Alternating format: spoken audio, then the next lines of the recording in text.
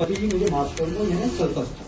कहते यही तो अपनी वाइफ को लेके आए थे परसों, सुसाइड का केस था, मैंने ही मतलब डिक्लेयर किया था जमीन करने का। कांस्टेबल क्या कह रहे, कहते हैं हमको सब पता है कि मतलब फर्जी फंसे हैं बेचारे, पर हम क्या करें। मेरे पापा चाहे मैं जिंदगी काटी, चाहे मेरी मौत हो जाए इस चार दीवारों के बीच में, मेरी सम्मान की बात है, कभी ना जेल नहीं आना, सरेंडर नहीं होना कभी। जीते जी अगर बाप आ जाए ना, सर लानत है कि मेरे मतलब वो माँ बाप ने हमारे लिए सब कुछ किया और मेरे वजह से वो माँ बाप को जेल देखनी पड़ी। सर मैंने कहा मम्मी को नहीं भेजना, मैंने कहा आप तो बगैर बताए आ गए, आपने सरेंडर कर लिया, मैंने कहा मम्मी को नहीं भेजना पापा। ये तो 3 साल बाद सर, 3 साल तक आप समझिए ना कि जैसे आप इस कुर्सी में बैठे हो ना, आप उठ रहे हो, आप बैठ रहे हो, आप सो रहे हो, आप खा रहे हो, आप कुछ भी कर रहे हो, आप बस ये दीवार देख रहे हो। 3 साल तक मैंने एक अड़गड़ा देखा, क्योंकि मेरे फट्टे सामने वो अड़गड़ा ही था।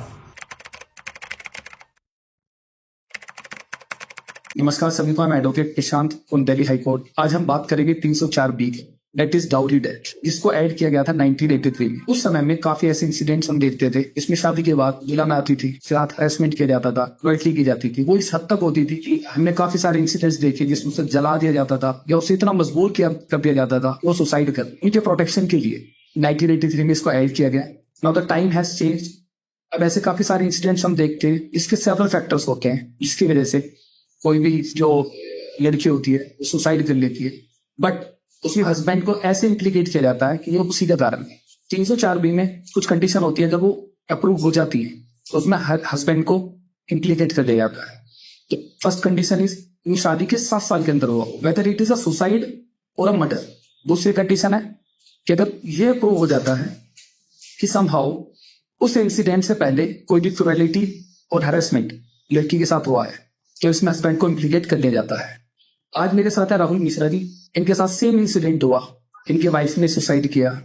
इसके बाद जो इनकी जेल की लाइफ रही, इनकी फैमिली ने जो स्ट्रगल किया, और ना चाहते हुए भी, सब कुछ जानते हुए भी कि इसमें इनकी कोई गलती नहीं है, सबने इन्हीं को इम्प्लीकेट किया। आइए हम उनसे जानते हैं कि विक्टिम के साथ साथ जो इस दुनिया को छोड़ के जा चुकी है, इन्होंने क्या क्या सफर किया है। First of all thank you so much Rahul ji कि आप यहाँ पर आए। और आप मुझे बताइए अपना थोड़ा सा इंसिडेंट कि कैसे ये सब स्टार्ट हुआ, क्या आपकी लाइफ रही है, और आज हम साथ में बैठ होंगे। जी बिल्कुल सर, लाइफ तो बहुत ऐसा हो गई है। ठीक है, मेरी शादी हुई थी 2013 में 3 फरवरी के दिन और 13 फरवरी के दिन। ठीक है, शादी के बाद सारी चीजें अच्छी चल रही थी, कोई दिक्कत नहीं थी। मेरे परिवार में मेरे पिताजी, मम्मी, भाई, भाभी, एक भतीजा है। हम लोग शादी के बाद ही बॉम्बे चले गए थे, क्योंकि वही रहते ही थे और सब कुछ वही पे था। शादी होम टाउन से हुई थी क्योंकि पूरा परिवार है, तो बॉम्बे जाने के बाद सारी चीजें अच्छी थी, कोई दिक्कत नहीं थी। 2016 में बेटा हुआ मेरा। बेटा होने के बाद ऐसे हुए कि पिताजी रिटायर हो गए थे, तो पापा का एक ये था कि मतलब तो बाकी जिंदगी गाँव में रहनी थी। तो हमने डिसाइड करा कि एक काम करेंगे, जब तक मेरा बेटा थोड़ा बड़ा हो जाए, मतलब एडमिशन लायक में हो जाए, तो हम गाँव जाके वहीं पे रहेंगे। 2016 में सर हम फिर यूपी चले गए। यूपी गए, चीजें नॉर्मल चल रही थी, मेरा बिजनेस था, तो मैं अपना अप्लाई करता हूँ अपनी वीजा प्रॉपरली देगा, कोई दिक्कत नहीं थी, सब कुछ नेटवर्क था। मेरी चीजें एकदम बदल गई सर 2019 के बाद से। ठीक है, 2019 में 3 फरवरी का वो मरीज दिन था, जिस दिन मेरी वाइफ ने सुसाइड किया।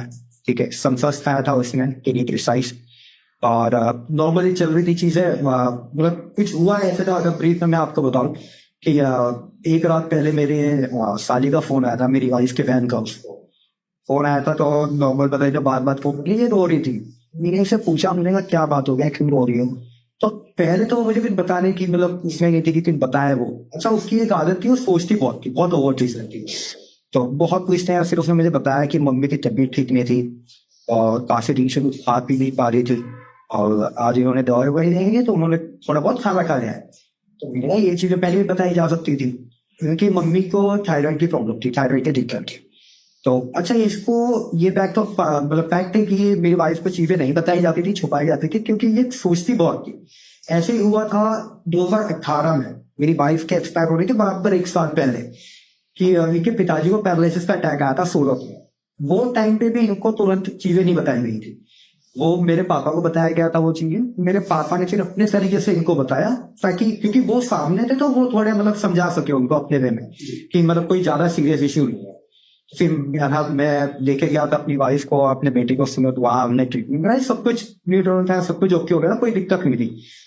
अब 304 भी सर ऐसा है ना कि जैसे आपने कहा कि पहले होता था कि मतलब औरतों को जला देते थे, बहू को जला देते थे, और ये लाया गया था, तो एग्री करता हूँ। लेकिन अब क्या हो गया, अब इसका ना एकदम मिसयूज हो रहा है। मैं ये नहीं कहूंगा कि 100 मिसयूज है, पर जितना मैंने देखा ना, मेरी 3 साल की जर्नी थी, जेल थी, ठीक है। मेरे को भले ही कोर्ट की निगाह में, जुडिशियल सिस्टम की निगाह में मैं एक्यूज हूँ, पर जैसे आप मेरी ये कहानी अभी सुनोगे आगे वाले किस टाइम में ना, जो हम बात करेंगे, आपको पता चलेगा कि मैं एक्चुअल में विक्टिम हूँ, मैं एक्यूज तो हुई नहीं कहीं भी, और वो चीजें प्रूव करूंगा आपको पूरी प्रॉपर तरीके से। तो ऐसा हुआ कि मैंने ये चीजें जेल में देखी कि 100 में ना 95 ऐसे हैं कि जो फर्जी फंसे हो। ये मैं नहीं कहता, ये चीजें जज कहते हैं, ये चीजें पुलिस वाले कहते हैं, ये चीज अंदर की प्रशासन कहती है, जिससे हमने सुना है सारी चीजें, वो बकायदा चार्जशीट और बेरोगा से भी पता चलती चीजें। तो मेरी वाइफ के टाइम पे ऐसा हो गया था सर कि अच्छा भला दिन था, 3 की सवेरे थी, मैं, मेरी मम्मी, मेरा बेटा और मेरी वाइफ, हम लोग होम टाउन में थे।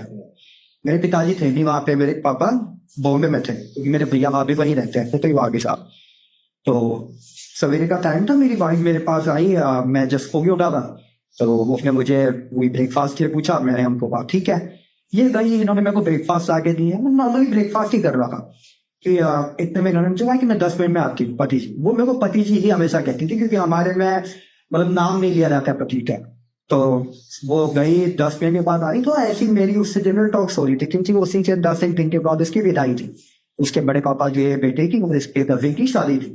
तो वही सब डिस्कशन हो रहा था कि कैसे होगा आगे, कैसे करनी है, क्योंकि उसी मंथ के एंड में या मैक्सिमम मार्च के फर्स्ट वीक में हम वापस रिलोकेट होने वाले थे, परिवार से 3 भाई है। तो मैंने ऐसे ही उससे बात करना शुरू किया, तो बात के बीच में उसने मेरे से कहा कि पति जी मुझे माफ करो, तो मैंने सल्फस कुछ। अब सर बात ऐसी है ना कि सल्फस, जब ये चीजें आपके दिमाग में जाती है या आप सुनते हो, तो पहले तो अगर आप फार्मिंग से या वैसे चीजों से या साइंस से रिलेटेड हो तो आपको पता चल जाए क्या है। मेरा दूर तक कोई लेना देना नहीं थी, तो मेरे को तो पहले यही नहीं समझ में आया कि सल्फस होता क्या है। फिर बाद में मैंने ये किया, जैसे ही इसने कहा, मैंने पूछने की कोशिश की, तो इसने कुछ कहा नहीं, इसने मेरे से खाली योर फादर जो पेन मांगा। और मेरा तो पहले ये था कि मैं पहले ट्रीटमेंट करूँ, या होता क्या, इसने क्या कर लिया ये, कि मैंने फोन किया अपने दोस्त को बॉम्बे में, तो डॉक्टर से बात हुई, तो उन्होंने सीधा ये कहा, वो भी इतने हड़बड़ा गए कि हर कोई सर थोड़ी डॉक्टर के पास जाके सवेरे फोन करके कहता है कि यार ऐसा कुछ हो गया है, तो वो भी तो एक शॉकिंग चीज ही थी उनके लिए। प्लस मैंने वो चीज कही जिनकी अच्छी बॉन्डिंग है उनके साथ, तो मैंने फिर इनको मतलब डॉक्टर ने मेरे को बताया हॉस्पिटल लेके जाओ ये वो, लेकिन ये जाने की कंडीशन में, वो इतने की कंडीशन में नहीं थी, मतलब चेहरा पलटी मार के बैठते हैं ना बेड पे, वैसी बैठी थी। फिर थोड़ी हिम्मत करके मैंने मतलब मेरी मम्मी को, मेरी मम्मी ने निकल शरबत दिया, मैंने इनको पिया, बाथरूम में ले गया, कैसे कैसे बजे, तो वहां मतलब झाड़ निकली, इसने एक आउट हुई फील होगी मुश्किल से, झाड़ निकली और ये बैठ गई। इसकी इतनी हिम्मत नहीं थी, वहां बॉडी में इतना वेट आ गया था ना सर कि मैं उठा नहीं पाना था इसको, कि मेरे बड़े पिताजी, अम्मा, मेरी मम्मी है हेल्प के, हम इसको बेडरूम में लेके आए तो शरीर ठंडा पड़ गया, मुझे ठंडा पड़ गया था। फिर इसको हमने मतलब जैसे जैसे करने की कोशिश करी, तो ये थोड़ा बोलने की कोशिश कर रही थी वो टाइम, मतलब इसने मेरे घर वालों के सामने भी कहा कि मैंने सल्फस खाया, तो हर कोई ये पूछा था क्यों खाया, इतना वक्त तो था नहीं हमारे पास कि हम वो सवाल जवाब करें। तो मैं गया फिर डॉक्टर को लाया, डॉक्टर को लेने गया, सर कोई मिला नहीं, सवेरे 7 बजे के टाइम में था, मेरे सीजन में कौन आपको मिलेंगे, कुछ से कोई नहीं मिला। फिर इसके बाद मैं रिटर्न आया हूँ, मतलब गाड़ी लेके आया हूँ मैं वहां से मार्केट से, फिर इसको लेके गए। अच्छा एक चीज और भी है ना, मैं ये सारी चीजों के लिए जो मेरी वाइफ की डेथ हुई है, तो मैं गवर्नमेंट को भी थोड़ा बहुत ब्लेम करूंगा, ठीक है, भले ही संडे का दिन था, पर आप मंडे टू सैटरडे आपके यहाँ डॉक्टर्स अवेलेबल होते हैं, तो ऐसा तो है नहीं ना कि संडे के दिन कोई इमरजेंसी नहीं पड़ेगी। संडे के दिन हम लेके गए अपनी वाइफ को, मैं जब लेके गया हूँ हार्डली 10 मिनट तो सर वही होंगे, ले गया हूँ 15-20 मिनट बाद डॉक्टर आए, ऑन ड्यूटी डॉक्टर 15 से 20 मिनट के बाद। आप समझिए कि एक पेशेंट ने, किसी ने सल्फस खाया, मतलब 15-20 मिनट के बाद आ रहे, जब तक सर मैंने चेक करा, डिक्लेयर कर दिया कि शी इज डेड। और आप समझिए कि आधे पौने घंटे तक बहुत अच्छे चीजें चल रही थी, बहुत अच्छे थे, मतलब हम फ्यूचर भी प्लान कर रहे थे कि हम कैसे क्या चीजें करनी, क्या नहीं करनी, और 15-20 मिनट आधे घंटे मेरी पूरी दुनिया ही बिगड़ गई।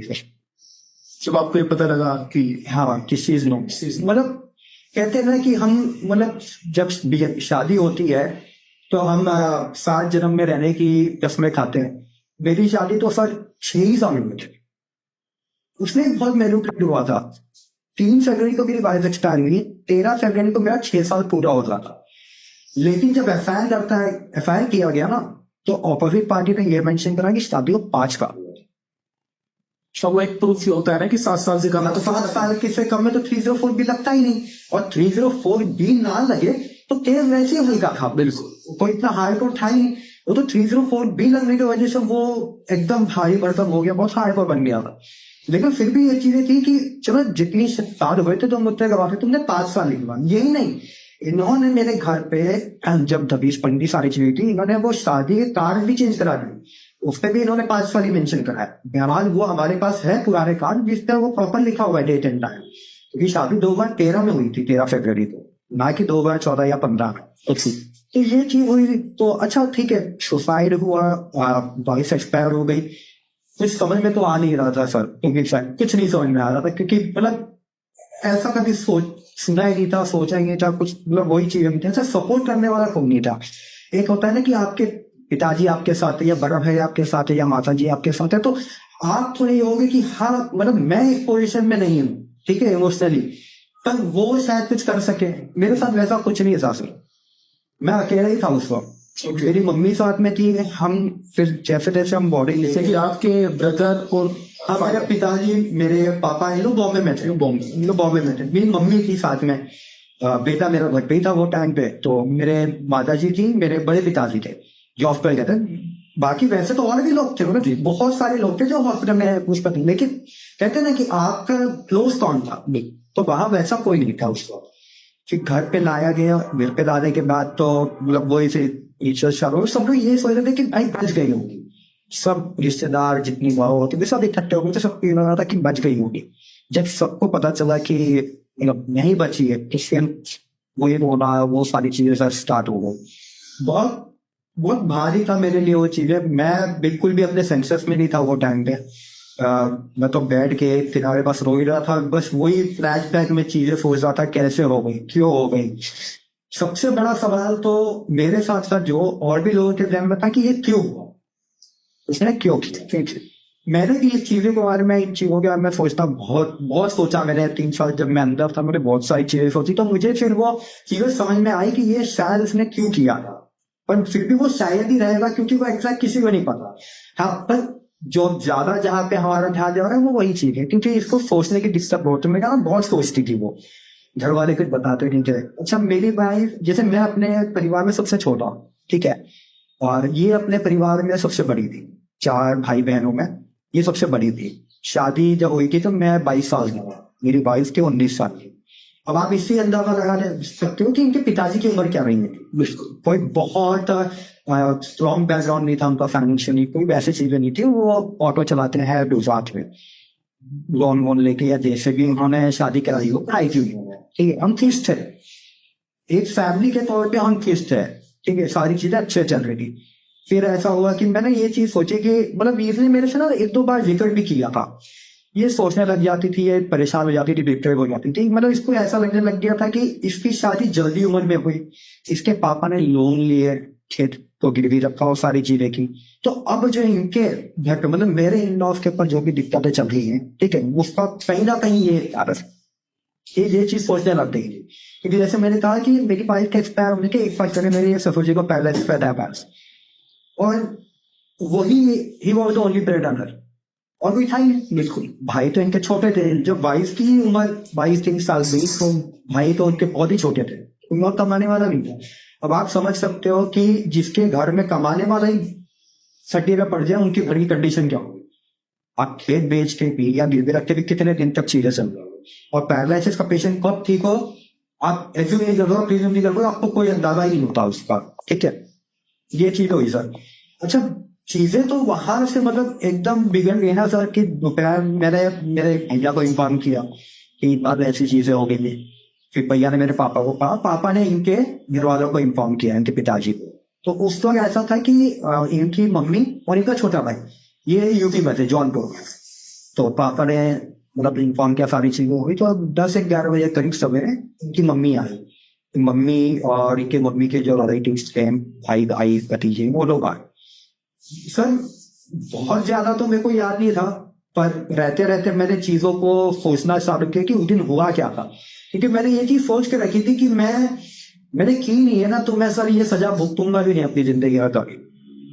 और मैं लड़ूंगा ये चीज के लिए जरूर, चाहे जो हो जाए। जब तक जिंदा हूं मैं लड़ूंगा जरूर इसके लिए, वो लोगों को बताने के लिए, वो जुडिशियल सिस्टम को बताने के लिए कि मैं अकेला नहीं हूँ, मेरे जैसे बहुत है। आपने कितनों की जिंदगी तहस नहस की रखी, मेरी नहीं सर, मेरे साथ मेरे परिवार की भी हुई है, वो भी आगे हम बताएंगे।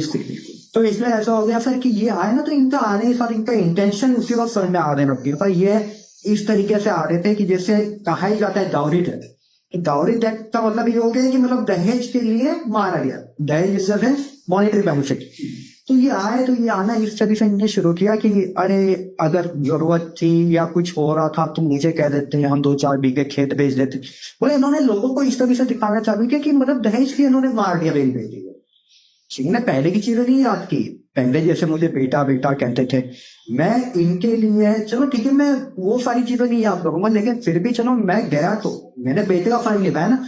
आज मुझे बड़ा बेटा कह देते हैं तो मैंने बड़े बेटे का फर्ज निभाया। जैसा आपने बताया कि पैरालाइज हुआ था, हाँ गुजरात। हाँ, ये मैं गुजरात गया था। सब मैं 1-1.5 महीना वहां पे था।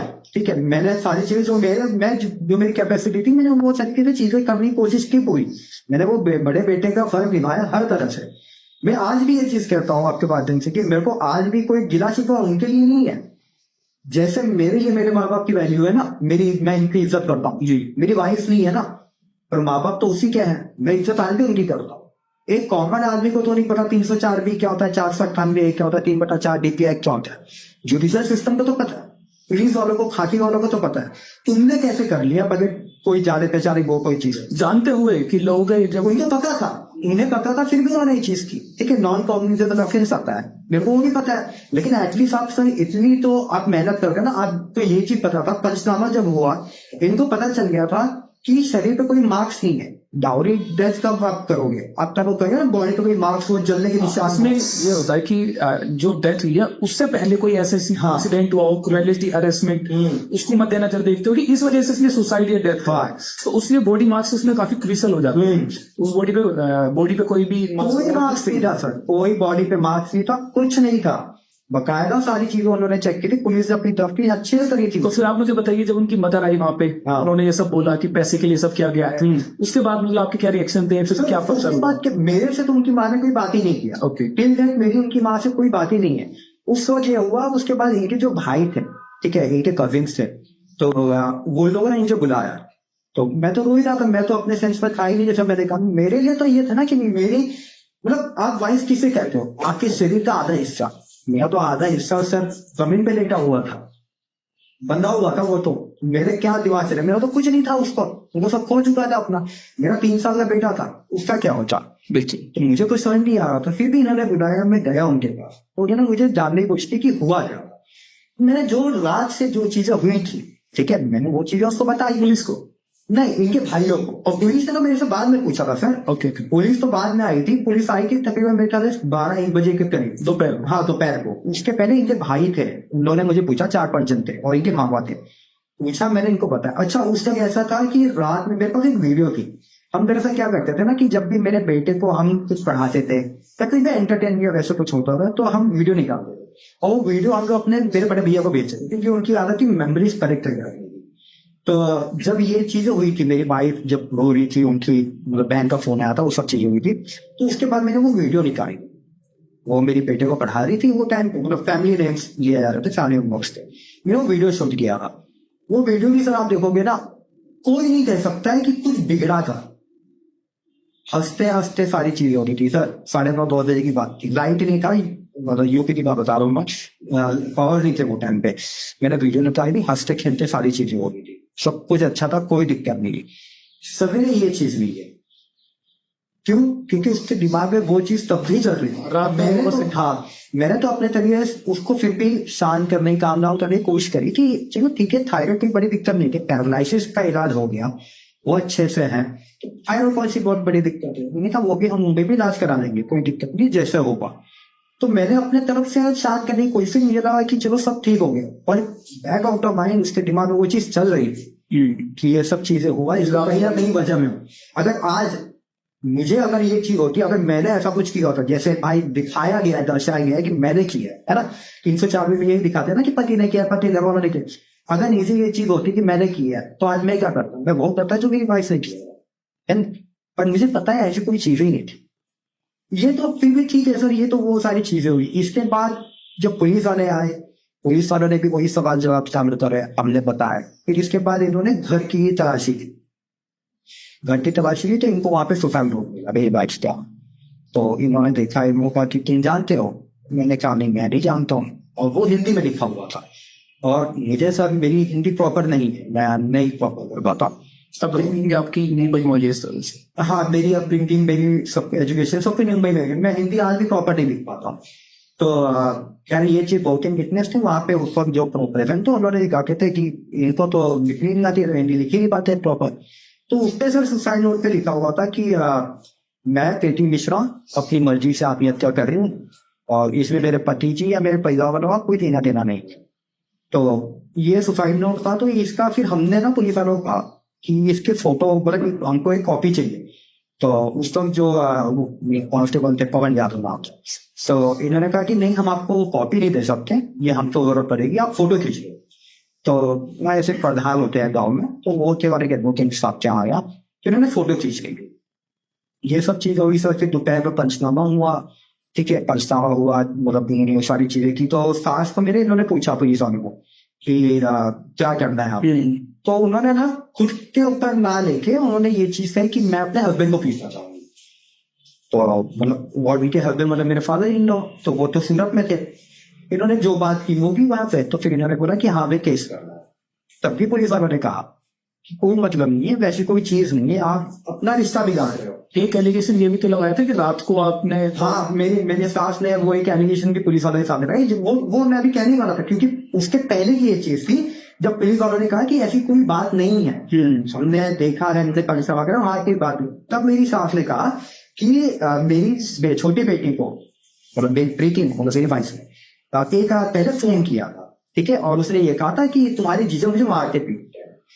तो जब ये चीज मैंने सुनी तो सर मैं तो टोटली, मतलब मेरा दिमाग खराब हो गया कि वाइफ ने फोन किया। मेरा फोन तो वहां से आया था, इनकमिंग कॉल आए थे। तो मैंने फिर तुरंत ही, मैंने पहले चीज तो ये कही, मैंने कहा सर अगर मैंने मारपीट की होती तो बॉडी तक कहीं तो कोई निशान होता। 8 घंटे 9 घंटे का भले समय गया, 12 घंटे हो गए, लेकिन फिर भी लाल सा हल्का सा तो निशान होना ही चाहिए ना सर। कुछ नहीं था, ठीक है, पहली चीज। दूसरी चीज, मैंने अपनी मम्मी को कहा, वो मम्मी प्रीति का फोन ला के, मैंने फोन मंगाया।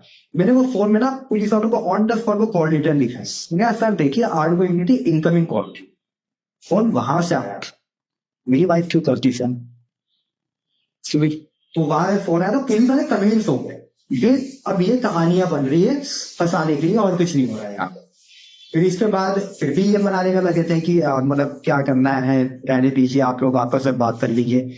लेकिन नहीं, उनको उन्होंने ये चीज दिमाग में ना पूरा बैठा के लाए थे, वो अपनी होमवर्क करके आए थे कि नहीं, हमको तो केस लगवाना नहीं है इनके ऊपर। वो पिछला सारी चीजें बोल गए, जो आपने गुडविल की थी ना, वो सारी उनको कुछ याद नहीं रह गई।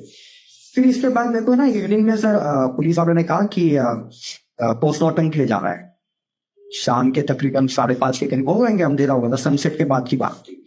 तो मतलब जब इनने कहा कि पोस्टमार्टम ले जाए, तो मैं तो जीप में बैठा हुआ था मेरी बाउस की बॉडी के साथ, और मेरे जो बाकी बड़े पिताजी है, वो भी जेंट्स थे हमारे यहाँ के, वो अपने अपने पर्सनल व्हीकल से थे।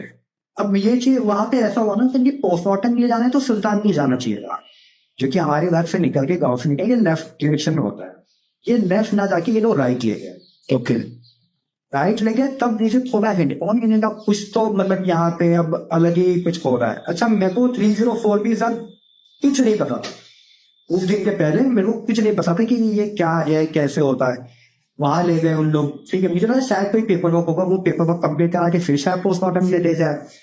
तो वहां ले गए, वहां ले जाने के बाद शायद मुझे कहाँ ले गए? पुलिस स्टेशन लेके गए। पुलिस स्टेशन लेके गए, पुलिस वाले साथ में थे, मैं मेरी गाड़ी के साथ जीप में था, उसकी बॉडी के साथ, और बाकी जो लोग थे वो अपने अपनी गाड़ी से जा रहे थे, और मेरे ससुराल वाले मतलब वो अपने उससे गए थे। तो पुलिस स्टेशन पे ही सब मौजूद हो गए। तो मुझे बुलाया गया पुलिस स्टेशन पहुंचने के तकरीबन 15 मिनट के बाद। तब तक तो मैं जीप नहीं था, अपनी वाइफ की बॉन्ड था। ओके। 15 मिनट के बाद मुझे मिलाया गया, क्योंकि मैं कैसे छोड़ देता सर। वो तो ये तो आपने इंसिडेंट भी बताया था उनकी वाइफ के साथ वाला कि जब वो सर ऐसा था ना कि जब शादी हुई थी ना जी, तो जब अच्छी नई नई शादी होती है तो बहुत सी चीजें होती है जो आप कहीं भूल नहीं पाते हो, है ना। तो मेरा ऐसे था कि मेरा वाइफ आई थी, तो हमारे में ना रस्म होती है कि जब भैया आप ही आएंगे तो जो बहनें होती है, मेरी बहन है, तो ना दरवाजे को मतलब ऐसे ना अटका के रखेंगे कि आप उनको सबून दो, उनको दक्षिणा दो, इस बार पूछा दो, तब आप अंदर जा सकते हो, उसके पहले नहीं, क्योंकि अंदर जाने के बाद भी सीधे पूजा होती है हमारे जी। तो वो सब जो हुआ, तो मेरी वाइफ मेरी वाइफ के साथ ऐसा था सर, मैं फ्रेंडली रहता था, कोई पति नहीं कुछ नहीं, भाई दोस्त है हम, क्योंकि दोस्ती में बढ़ता कोई रिश्ता नहीं है, क्योंकि दोस्ती के रिश्ते में ये ना आप एक दूसरे को कुछ नहीं छुपाओ, आप अच्छी से चीजें शेयर करोगे। तो मैंने वो बॉन्डिंग अपनी वाइफ के साथ बना के रखी। तो अंदर गए तो ये ना मतलब हम ऐसे थे ना, भले वो पहली बार हम एक साथ थे, लेकिन सर कोई भी देखता तो वो यूं कहता कि अरे यार लगता है ना ये 7-1.5 साल से एक दूसरे को जानते हैं। तो वो बैठी हुई थी बल्कि वहां के, और मैं मतलब लेटा हुआ था उसके पैर पे सर रख के, तो इस तरीके से था। और वो भी चीज मेरे को सर याद आई जब मैं अपनी वाइफ को लेके जा रहा था, मैं पुलिस स्टेशन ले जा रहा था ना सर, तो ये लेटी हुई थी ऐसे, मतलब जीप में उसको लेटाया गया था, मेरे पैर पे उसका सर, और मैं वही सब चीजें याद कर रहा था। मेरे को तो ये भी नहीं पता था कि भाई कहाँ ले जा रहे, चीजें जा रहे, क्या होने वाला।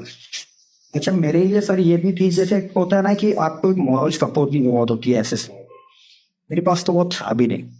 मेरे लिए मॉरल सपोर्ट कौन थे? मेरे पिताजी। मेरे पिताजी उसको मेरे साथ ही नहीं थे। मेरे पिताजी तो निकले था बॉम्बे से, तो वो 2 घंटे में तो पहुंच नहीं पाएंगे। ये भी पुलिस स्टेशन लेके गए सर, पुलिस स्टेशन ले जाने के बाद मेरे को 15 मिनट के बाद मेरे को बुलाया गया, तो 2-3 पुलिस वाले थे, उसमें SHO था, CO था। अच्छा इसमें ना सर मेरे जेल जाने में CO का बहुत बड़ा हाथ है, क्योंकि 304B के केसेस में CO ही विवेचना करता है।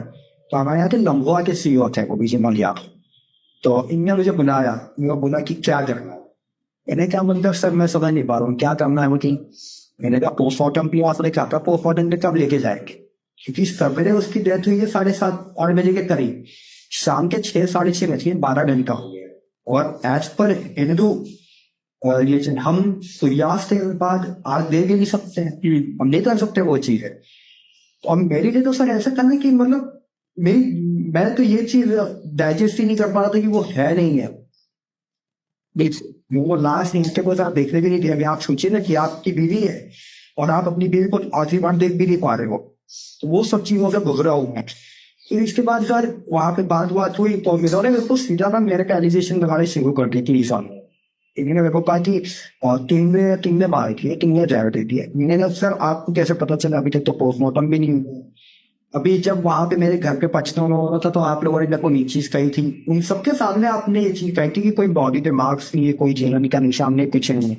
अब आप दे रहे कि इन लोगों से बात करने के बाद आप मेरे पास आ रहे हो और आप मेरे को कह रहे हो कि भाई मैंने किया, ये सब प्रूफ तो दिखाइए। इतना तो मैं भी हकदार हूँ ना, मैं भी जानने की कोशिश करूंगा। तो कुछ नहीं, फिर इन्होंने कहा कि भाई इसको अंदर ले जाओ। मेरे को सर अंदर लेके गए, मेरे को वहां बैठा के रखा गया था। तो फिर मैंने ना मेरे ये फ्रेंड है, ये लगते हैं, मैंने उनको फोन करने की कोशिश करी, वो मतलब डिपार्टमेंट से बिलोंग करते हैं दिल्ली। मैंने उनसे बात करने की कोशिश करी कि भैया ऐसा कुछ हुआ, पर अनफॉर्चुनेटली उसको मेरी बात हो नहीं पाई। और उसके तुरंत बाद इन्होंने मेरा फोन सब बंद कर दिया है, मैंने अपने पास रखी है। मैं कड़ा पहनता था, रुद्राक्ष, मेरे से सारी चीजें उतरवा ली, इनफैक्ट मेरी जैकेट भी उतरवा ली, जबकि बहुत ठंड का समय था। मैंने सब कुछ कर दिया, रुद्राक्ष की माला मैंने नहीं उतारी थी। तो उस पर बहसबाजी हो गई, तो सीओ ने कुछ आपत्तिजनक चीजें मुझे कही कि आप ऐसे व्यक्ति को ऐसे समय पर कुछ उल्टा कह रहे हो, जबकि यार उसके बाद इतनी सब बेटी है, वहाँ सपोर्ट भी चाहिए, सभी वाइफ को फैला, और उनके अंदर कोई इंसानियत नाम की चीजें नहीं थी। तो उस नजर से देख रहे कि इसने किया था। हाँ, ये सब चीजें हुआ। तो मैं सर ये चीज समझ गया था कि ये ना पूरा इन्होंने मतलब ना बना के रखा है ना, यहाँ मन बना के रखा है कि इनको करना है, ठीक है। तो उसके बाद सर मेरे को इन्होंने कहा कि तुम बड़े हरिश्चंद्र की औलाद बन गए। मैंने कहा हरिश्चंद्र की औलाद वाली बात ही नहीं है। मैंने कहा आपने मुझे जो कहा, मैंने आपके सारी चीजों को फॉलो करा, ठीक है, मैंने रुद्राक्ष की माला तो नहीं डाल सकता। फिर इसके बाद इन्होंने कहा, तुरंत इन्होंने ऑर्डर दिया कि इसको अंदर दे दो। तो मेरे को इन्होंने लॉकअप में डाल दिया था, जैकेट भी नहीं थी मेरे पास उस वक्त। मतलब इस तरीके से मेरे साथ सर मतलब किया जा रहा था। मैं बताऊं कि जैसे मैं बहुत हार्डकोर क्रिमिनल को हूं, इस तरीके से नहीं था कि ये आपके ऐसा बंदा है जो कि बीवी को खो गया, ऐसा कुछ नहीं था। हार्डकोर क्रिमिनल जैसे बर्ताव किया। और मुझे संडे का दिन था सर, मेरे को बैठा अंदर डाल दिया गया लॉकअप में, 2-3 वहां पर ऑलरेडी थे चीफ, अंदर डाल दिया गया, डाल दिया। और फिर मैं पूरी रात मेरी ऐसी हुई, मुझे नहीं पता बाहर क्या हुआ, मेरे को किसी से बात नहीं करने दिया, वो कुछ सोमवार का दिन आया, तब भी मैंने पूछने की कोशिश की, लेकिन किसी ने भी बताया नहीं। मंडे की इवनिंग में मतलब एक दिन के बाद मेरे को ना शाम को बाहर निकाला गया खाना खिलाने के लिए। तो वो भी इसलिए निकाला गया क्योंकि जो police station particular police station में जो खाना देंगे तो वो हमारे गाँव के ही थे। तो मेरे को बाहर निकाला गया, तो मैंने उनसे पूछा, तो उन्होंने मेरे को क्या चीज कही पता है सर? उन्होंने कहा बेटा तुम्हारी तो जिंदगी खराब हो गई है। और सोचिए ना सर, जिंदगी उन्होंने बताया कि केस वगैरह हो चुका है। मुझे केस नहीं पड़ेगा। Okay. पहले इंस्टेंस में उन्होंने ये चीज कहा बेटा तेरी जिंदगी खराब हो गई।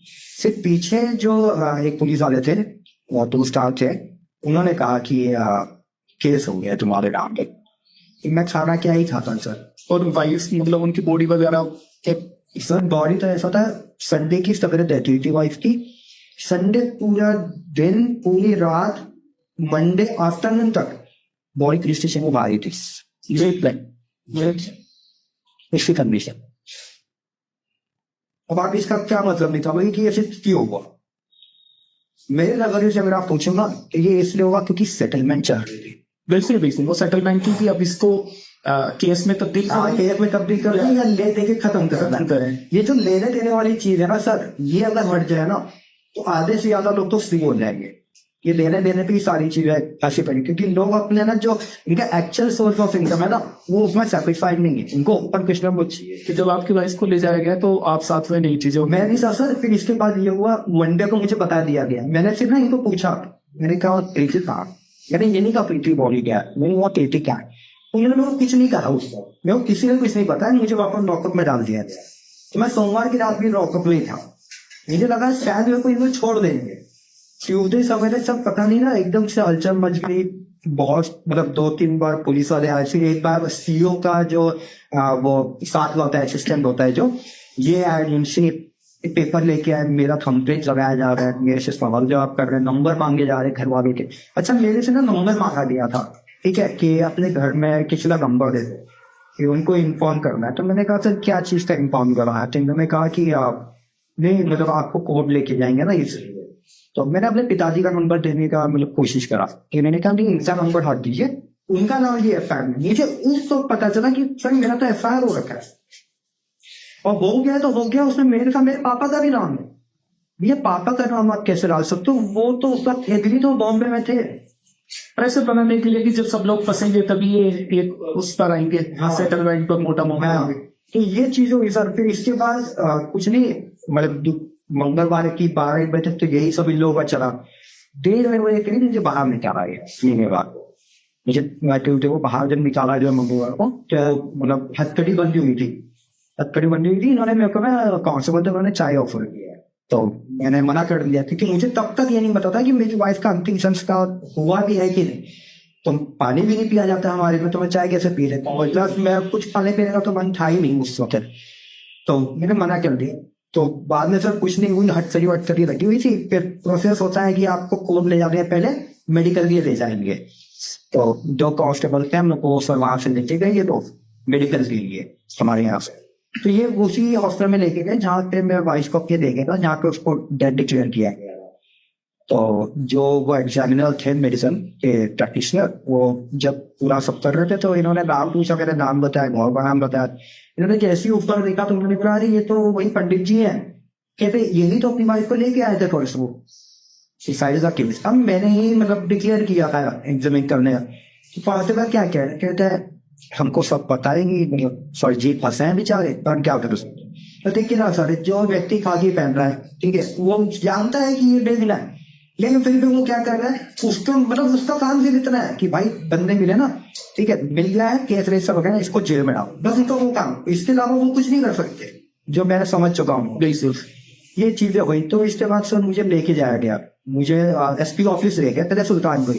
एसपी ऑफिस लेके गए तो वहां पे वो बात से क्या हुआ ना कि मुझे मतलब एक वकील साहब मिल गया हमारे पहचान के, जिन्होंने मेरे पापा का पर्चा पैकेज करवाया था 2017 इलेक्शन से लाया। तो उन्होंने मुझे देखा तिवारी जी थे, तो उन्होंने पूछा कि राहुल बाबा क्या हो? तो मैंने कहा कि कुछ नहीं। तो कह रहे अरे ऐसे कैसे कुछ नहीं? कहते हाथ में आपके एफकरी रखी हुई है, आप एसपी ऑफिस के बाहर हो, 2-3 पुलिस वाले आपके साथ थे, आप कह रहे कुछ नहीं हुआ। तो मैंने उनको शॉर्ट में बताई कि मतलब एक्चुअली में हुआ क्या था। तो उन्होंने मतलब संडे के बाद जब से मुझे लॉकअप में डाला गया, संडे के बाद आप छोड़ लीजिए 48 घंटे के बाद तकरीबन मेरी बात मेरे पिताजी से हुई इस वक्त, ट्यूजडे की इवनिंग है 4-9 बजे के मेरे वो वकील थे। तो मेरे जब बात की तो मेरे पापा से कहा, मैंने कहा कि आपको फोन नहीं आया था? मेरे से तो नंबर लिया गया था, नंबर लिया भाई घर वालों को इन्फॉर्म करेंगे कोर्ट ले जाओ रहे। कहते चंगा साल इन्होंने फोन भी नहीं किया पुलिस वालों ने, बताया नहीं था। बताया नहीं।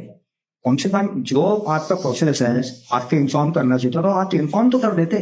मतलब आप मुझे यहाँ से बाहर कर रहे हो और आप मेरे घर वालों को ये चीज की इन्फॉर्मेशन भी नहीं दे रहे हो कि आप मुझे जेल दे रहे हो।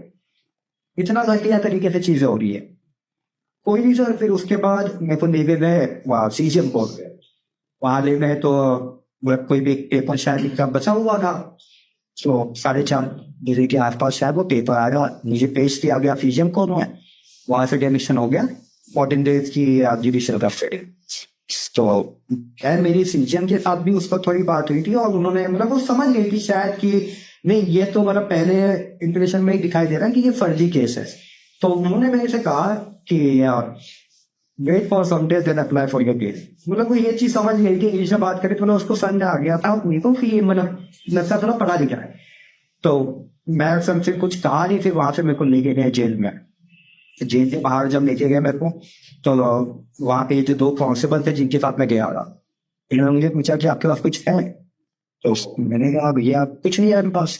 तो इन्होंने कहा कुछ हो तो यहीं पे दे देना, अंदर अलाउड नहीं। मैंने कहा जो था वो तो सीओ साहब ने उसी दिन ले लिया था, अब क्या बचा है मेरे पास? कुछ भी नहीं बचा है। तो अंदर लेके गए, अंदर ले जाने का सर ये ना अपना पेपर रखना और एक मुजरिम को जैसे बैठाया जाता है ना, ऐसे बैठा कर रखे ऐसे करके बैठा हुआ सर। मैं उस वक्त बाद ही ठंडी में खाली जीन्स पहना था, स्लीपर था और एक नायलॉन का टी-शर्ट डाल रखा था मैंने हाथ, इसके अलावा कुछ नहीं था। तो फिर आप जेल पहुंच गए? मैं जेल पहुंच गया सर, अंदर लेके गए।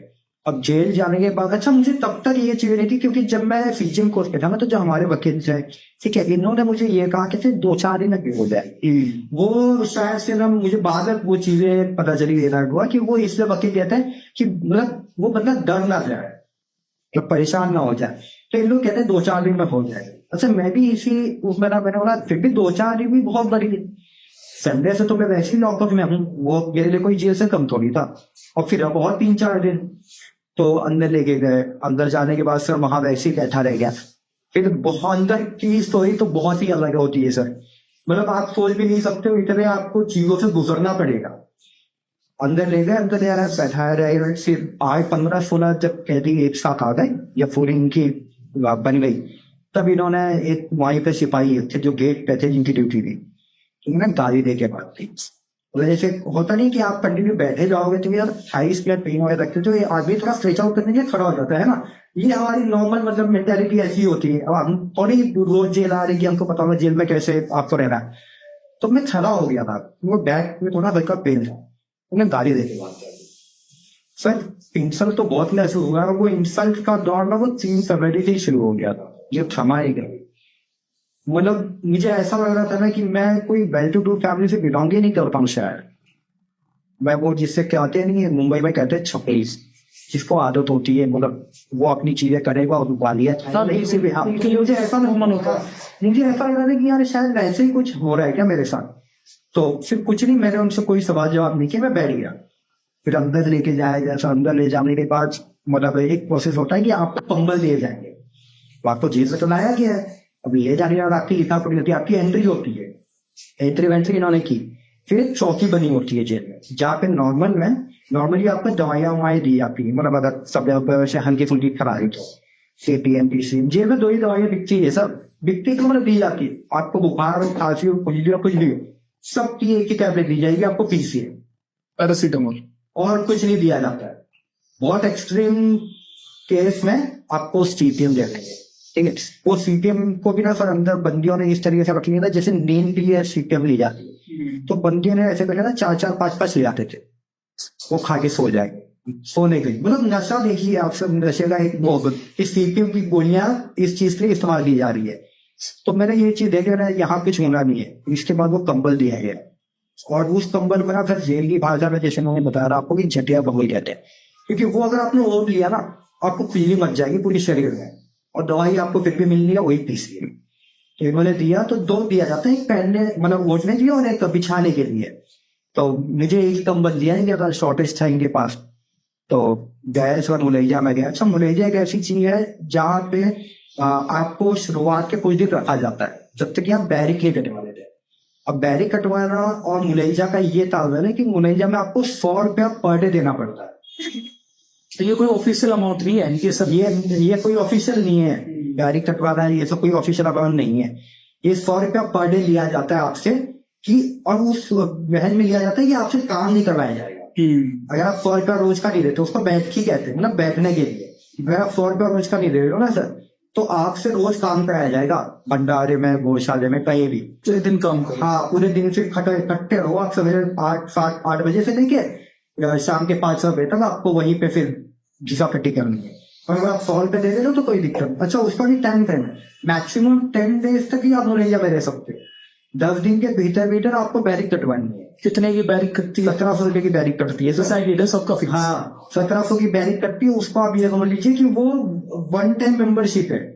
जब तक आप जेल में हो वो आपकी मेंबरशिप हो सकता है लोगों को सुन के ये लग रहा है ऑफिशियल अमाउंट है जो जेल में दिया जाता है। मैं ये चीज ना सर एकदम क्लियर कर दूं। अच्छा, मैं अभी आगे भी वो चीज पे आऊंगा कि मुझे ये चीजों को ना बहुत बारीकी से ना एक्सपीरियंस करने का मौका मिला, क्योंकि मैंने जेल में राइटरी भी की है। और लोग पूछे राइटरी क्या होता है? राइटरी ये होता है जेल में सारा किस्सा में गिनती का है, गिनती के ऊपर पूरी जेल चलती, चाहे जो जेल हो।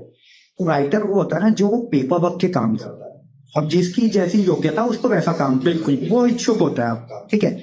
तो मैंने तो खैर बाद में वो चीज करा, उस पर हम बाद में आएंगे। तो ये चीज हुई ना सर, तो मेरी कोई मुलाकात ही नहीं आ रही थी, तो पैसे कहाँ से होंगे? तो अच्छा ये था कि जो वो व्यक्ति था, ठीक है, क्योंकि सारे ये सब जेल के बंदियों से काम कराया जाता है। अंदर का कोई ऑफिसर या कोई कांस्टेबल या काम नहीं करता, ये बंदी काम करते हैं। कहा जाता है कि जेल को बंदी ही चलाते हैं। जेल को बंदी ही चलाते, सारी ये हकीकत बात है। तो मनीराम करके एक थे, तो वो मतलब हेड थे राइटर के मामले में। तो मतलब उसको आप राइट हैंड ही समझ लीजिए एक तरीके से सुपरिटेंडेंट का। तो ये था, तो मतलब बातचीत से उनको समझ आ गया कि यार ठीक ठाक है। और जब 304 भी लोग सुनते हैं ना जेल के अंदर, वो पहले ही समझ जाते हैं कि फर्जी बेचारा फंसा है। तो इसका थोड़ा इसके ऊपर है जितनी हो सके ना, मतलब कि इससे हार्शली बिहेव ना किया जाए। होता क्या है कि एनी हो किसी भी स्टेज पे वाइफ ने अगर सुसाइड कर लिया या उसकी डेथ हो गई, तो उसमें हस्बैंड को इम्प्लीकेट कर ही देते हैं। पुलिस चाहती है कि मैं इधर ना जांच करूं, इधर ना भागूं, मैं एंगल निकालूं, क्या हो सकता है रीजन। वो ना जाते हुए वो डायरेक्ट देखते हैं कि हस्बैंड के लिए हम इजिली कर सकते हैं इम्प्लीकेट। वो डायरेक्ट इम्प्लीकेट करते हैं हर केसेस में हस्बैंड को। तो इसलिए लोगों को जब जेल में जाते हैं उन्हें पता होता है कि कानून क्या है, तो पता होता है उन्हें कि कैसे भी हुआ हो हस्बैंड को तो पकड़ के लाएंगे। इसलिए उन्हें पता होता है कि ऑलमोस्ट 90% केसेस ऐसे फर्जी होते हैं जिसमें हस्बैंड का कोई रोल नहीं था।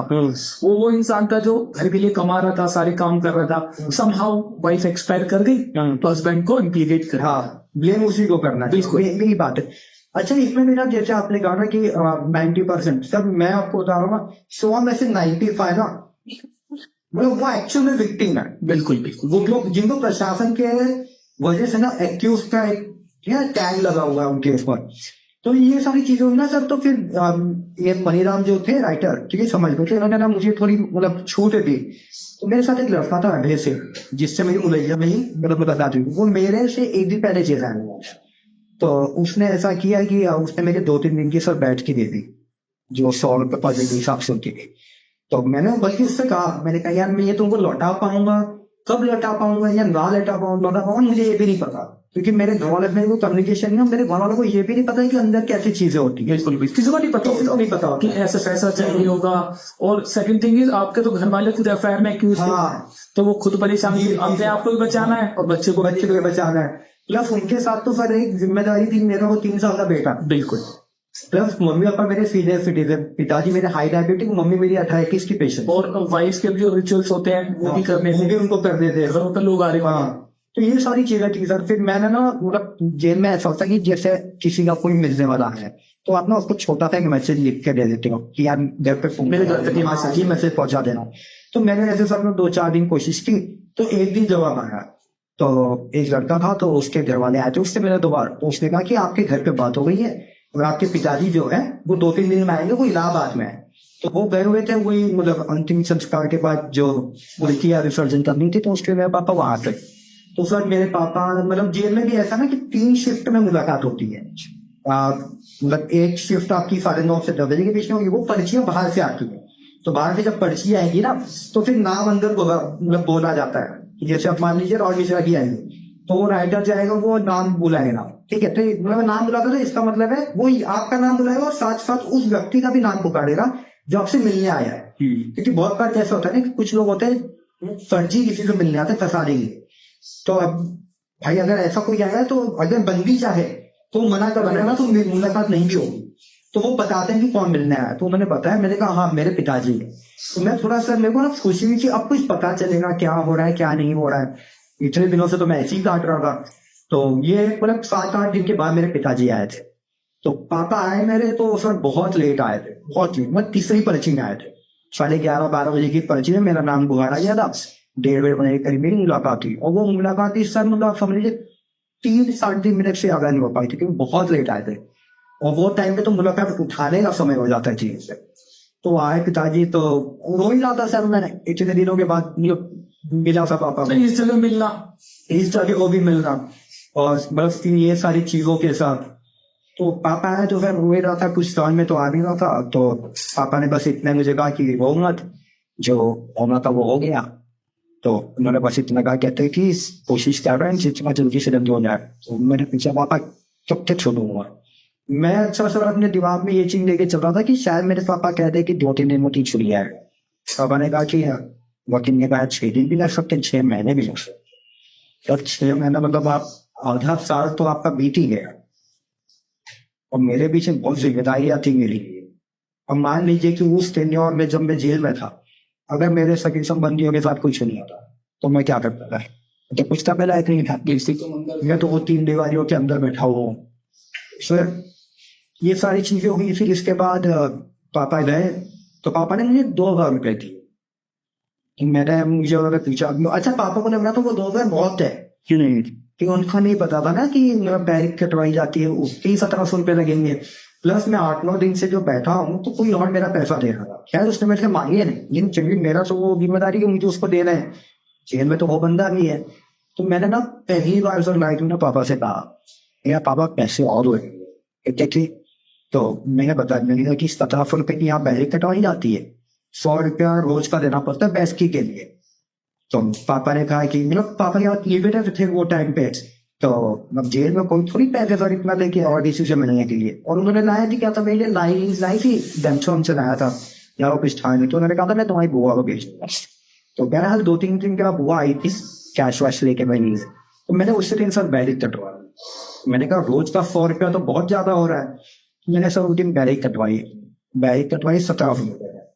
तो मेरी बैरिक सर कटी बैरिक नंबर 5, जो कि मेरा एड्रेस था आने वाले 3 साल के। जो आपने बिल्कुल सोचा नहीं होगा 3 साल आप कभी सोचा नहीं था सर। 3 साल में मेरा पता ये था कि भाई बैरिक नंबर 5 में राहुल मिश्रा है, ये मेरा एड्रेस बन गया था। बिल्कुल। तो बैरिक कटी शाम को 7-8 बजे करीब हमको लेके जाए, मतलब अच्छा मुलेजा में रहना और बैरिक में रहना बहुत अलग चीज है। मुलेजा सर आप ये समझ लीजिए कि मतलब वो ऊपर लिमिटेड लोग रहते हैं ना, तो ज्यादा भीड़ भाड़ नहीं है। जब हमको सर 5 बजे बैरिक ले गया ना, एक्चुअल जेल तो वो थी। एक बैरिक में कितने जनते हैं सर पता है आपको? मेरे बहन 152 है। तो कितनी कैपेसिटी होती है उस बैरिक? बहुत ज्यादा होगी सर, 80 लोग रहने चाहिए, बहुत ज्यादा स्पेस। और ये सिर्फ एक बैरिक का हाल नहीं था, सभी बैरिक्स, ये सारे बैरिक्स का हाल था। ये कंडीशन थी। अच्छा ठंड का समय था, समझ नहीं आया। अच्छा मेरे लिए तो सर सबसे बड़ा ड्रॉबैक ये था ना कि मुझे अपनी मदर टंग नहीं आती, मुझे यूपी की वो भाषा नहीं आती होती। मैं तो अपनी हिंदी में बात करता था, खरीदी थी मुंबई में हम लोग मिस सकते थे। मुझे अपनी भाषा नहीं आती थी, तो लोग कुछ पूछते भी थे तो मैं उसका जवाब हिंदी में देता था, तो वो और दूर के आपको देखने लगे। कि मैंने एक चीज सर समझ ली ना कि जात कास्ट बहुत बहुत मायने रखता है, और इसका पहले गलत जगह पे पर एक उपयोग मुझे भी मिला। वो ऐसे मिला जब मुझे पूछा गया ना, हर किसी को चूल होती है सर कि ये नया बन गया है, किस मामले में आओ भैया, क्या केस है।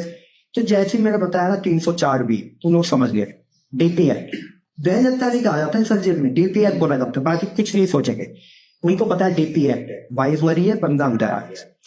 तो नाम पूछा गया, जैसे मैंने नाम बताया मेरा राहुल निशान, सर मैं इसको ना जमीन पे बैठा हुआ था, और मतलब जो गेट होती है पहले की उसके सामने जमीन पे बैठा हुआ था। नाम जैसे ही बताना था वो चट्टे बैठा दिए, इज्जत देना शुरू हो गया। क्यों? ब्राह्मण है।